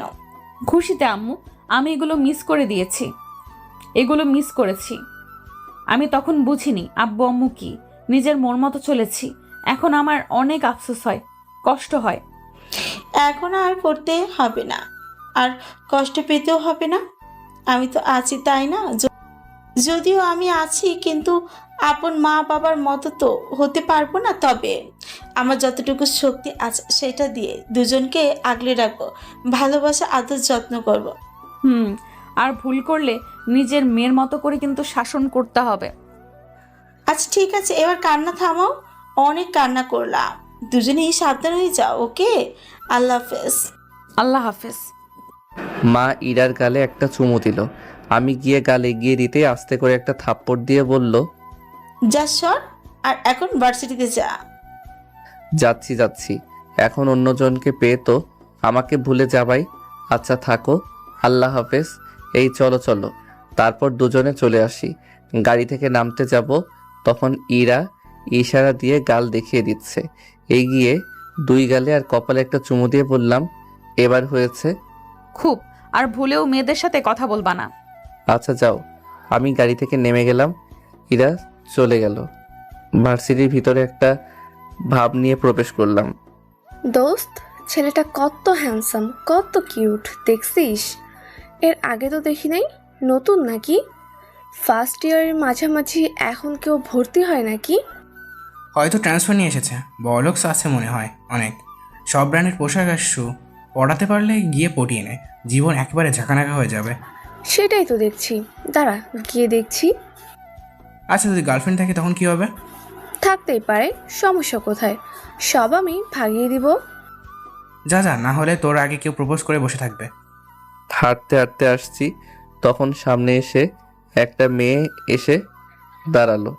এই যে হিরো, ভার্সিটিতে আজকে নতুন মনে হচ্ছে। জি, আজকে নতুন ট্রান্সফার হয়ে এসেছি। বাহ, আচ্ছা, আই লাভ ইউ। প্রথম দেখাতেই আপনাকে ভালো লেগেছে? মুচকি হেসে বললাম, আমি বিবাহিত। বিশ্বাস হলো না? এই বয়সে কে বিয়ে করে শুনি? লাইফ এনজয় করবে, তারপরে বিয়ে শাদী। সত্যি আমি বিবাহিত। বিশ্বাস হলো না? আপনি মিথ্যা বলছেন। সরাসরি বলেন যে পছন্দ না। এমনভাবে মিথ্যা বলার প্রয়োজন কি আছে? আচ্ছা, আপনাকে মিথ্যা বলে আমার লাভ কোথায়? আপনি কত কিউট আছেন, সুন্দর আছেন, কেউ কি রিজেক্ট করতে পারবে? সিঙ্গেল থাকলে তো আমি আপনার প্রস্তাবে এতক্ষণে রাজি হয়ে যেতাম। সমস্যা নেই, তাও প্রেম করব। এই সেমরি, কার জিনিসের দিকে হাত দিচ্ছিস জানিস তুই? জানতে পারলে তোর চোখ তুলে হাতে ধরিয়ে দিবে। আপু, আপনি? আর আমার বান্ধবী ইরাকে তুই তো ভালোভাবেই চিনিস। না চেনার কি আছে? আজ তো একটা গুন্ডি। ওই সিনিয়র ভাইয়াটা কি যেন বলেছিল, তখন এমনভাবে মার দিল যে হাত ভেঙে দিয়েছে। এমনভাবে কেউ কাউকে মারে? কিন্তু আপনার বান্ধবীর সাথে এনার সম্পর্ক কোথায়? এটা ওর বর। সামান্য গালি দেওয়ার কারণে যদি মারে, তাহলে এই দিকে চোখ দিলে তোর কি অবস্থা হবে ভাব। তোর চোখ তুলে তো মার্বেল খেলবে। মেয়েটা আর কোনো উত্তর দিল না, এক প্রকার দৌড়ে চলে গেল। আমার বউয়ের এসব গুণও আছে, না জানি আর কি কি গুণ আছে। তো দুলাভাই, কি অবস্থা আপনার? আমার বান্ধবীকে সুখ দিতে পারছেন তো? তানিশা আপু আছে তাই আপনাকে কিছু বললাম না। উনি আমার বড় বোন বলে কথা, না হলে উত্তরটা ভালোভাবেই দিয়ে দিতাম। আর আপনার বান্ধবীকে জিজ্ঞেস করলে পেয়ে যাবেন। তাই? আচ্ছা বলেন, কেমন আছেন আপনি? আলহামদুলিল্লাহ ভালো, আপনারা? আলহামদুলিল্লাহ ভালো। কিরে, তোর বউ তো দেখি তোকে ভালোই আপডেট করে দিয়েছে। তোর আর আমাকে একটা ট্রিট দেওয়া দরকার। আপনাকে কখন ট্রিট দেয় না বলেন? ওই রকম বড় কিছু দিতে পারি না, কিন্তু আমি আমার সাধ্য অনুযায়ী তো দেই। সেটা ঠিক আছে, এবার বড় কিছু গিফট লাগবে। আচ্ছা, তাহলে স্যারের সাথে কথা বলবো, সমস্যা নেই। স্যার আর আমি মিলে গিফটের ব্যবস্থা করে দিব। কুত্তার থাক, তোর গিফট দেওয়া লাগবে না। আচ্ছা, আন্টি কেমন আছে? শরীরের অবস্থা কেমন? আলহামদুলিল্লাহ ভালো। তোমার বাসার সবাই কেমন আছে? আচ্ছা, ফার্স্ট ইয়ারের কোনটা ক্লাস? সবাই ভালো। 3 তলা সিঁড়ি দিয়ে উঠেন, ডান পাশের রুমটা। আচ্ছা ঠিক আছে, আমি আমার ক্লাসে যাই, তারপর ওখান থেকে ক্লাসে চলে এলাম। বান্ধবী কি হলো, গেলি আর চলে আসলি যে? সুস্থ থাকলে অনেক ভালো ছেলে পাওয়া যাবে। এর দিকে নজর না দেওয়া আমার জন্য সব থেকে ভালো। এমন কথা বলিস কি জন্য? বেডা বিবাহিত, আর ওই যে 4র্থ বর্ষের একটা গুন্ডি ছিল না, ইরা, যদিও কয়েক মাস থেকে ভার্সিটিতে আসে না, ওটা ওর বর। আহারে বাস, কান্দিস না বান্ধবী, তোর জন্য বুইরা কাকু খুঁজে নিয়ে আসবো। শালা ওই গুন্ডি সব ছেড়ে একটা পিচ্চিকে বিয়ে করলো। করেছে তো করেছে, তাতে আমার কি? মনে হয় 1ম বর্ষের, মানে আমাদের সাথেই পড়ে। তাহলে তো বন্ধুত্ব করাই যায়। সেটা যাই। আচ্ছা ক্লাসে চল। চুপ করে বসে আছে। একটু পরে ওই মেয়েটা এবং আরো কয়েকজন এলো। হ্যালো, আমি নোমান, তোমার নাম কি? আমি আকাশ আহমেদ নীল। আমার বান্ধবী নিধি। এই যে এটা ক্রাশ খেয়ে প্রপোজ করতে গেল, কিন্তু আসলা বাস খেয়ে ফিরে এলো। করি, চুপ করবি তুই? আচ্ছা, ফ্রেন্ড তো হওয়াই যায়, তাই না? ফ্রেন্ড হওয়া যায়। আচ্ছা, আজকে থেকে ফ্রেন্ড, তবে হুট করেই তুই করে বলতে পারবো না, ওটা বলার জন্য সময় দিতে হবে। আচ্ছা ঠিক আছে, আজকে থেকে আমরা বন্ধু। সেই যে আমার ভার্সিটি জীবন শুরু হলো, কিন্তু 3 বছরের মাথায় পড়াশোনার পিছনে বাঁশ গুজে দিয়ে দাঁড় করিয়ে রেখেছি, কারণ আমার কিউট একটা মেয়ে হয়েছে। তাই আমারে অফিসে যাওয়া লাগে বেশ কয়েক মাস থেকে। এই 3 বছরের ভিতরে ঝগড়া, রাগ, অভিমান সব কিছু ছিল। মাঝে মধ্যে মেয়েরা প্রপোজ করলে আমার পরিচয় জানার পর সাহস পাইনি আর কিছু বলতে। বুঝতে পারছি ওর এই ভার্সিটিতে বেশ দাপট ছিল। রাজনীতির সাথে জড়িত আছে কিনা জিজ্ঞেস করাতে বলে, আমার বিজনেস রেখে রাজনীতি করতে যাব কোন দুঃখে? সব পয়সার খেলা, বুঝেছো? টাকা আছে মানে এমপি ওসি থেকে সবাইকে পকেটে রাখতে পারবা। ভার্সিটিতে থাকতে অনেক কিছুই ঘটেছিল, ওগুলো অন্য কোনো একদিন বলবো। অফিসে থেকে এসে দেখি মা, ইরা আর আমার মেয়ে বসে আছে। আমার মেয়ের নাম অনামিকা তাবাসসুম ইম্মো। আমি গিয়ে আমার মেয়েকে মায়ের কোলে থেকে তুলে নিয়ে ইরার পাশে বসলাম। এইগুলো চেঞ্জ না করে বসলে যে? আরে পরে চেঞ্জ করা যাবে, এখন আমি আমার মেয়েকে একটু আদর করে দেই। সেটাই করো। আমাকে তো তুমি এখন ভুলেই গেছো। আমার থেকে মেয়েকেই বেশি সময় দিচ্ছ। যদি জানতাম মেয়ে হবে তাহলে বেবি নিতাম না। আমার ভালোবাসার বেশি অংশের ভাগই বসিয়ে দিয়েছে। তাই না? পাশে তাকিয়ে দেখি মা উঠে চলে গেছে কবেই। সোনা, তোমার এত ভালোবাসবো, আদর করবো রাত 12টার পরে। ভালোবাসা আদর জমে তো রাত 12টার পরে। লাগবে না তোমার ভালোবাসা। তোমার ভালোবাসা তোমার কাছেই রাখো। আচ্ছা ঠিক আছে, ভালোবাসা আদর যত্ন সব আগের মতোই হয়ে যাবে। দিনগুলো এমন আনন্দের মধ্যে দিয়ে যেতে লাগলো। আমাদের জন্য সবাই দোয়া করবেন যেন এমনভাবে সুখে শান্তিতে থাকতে পারি।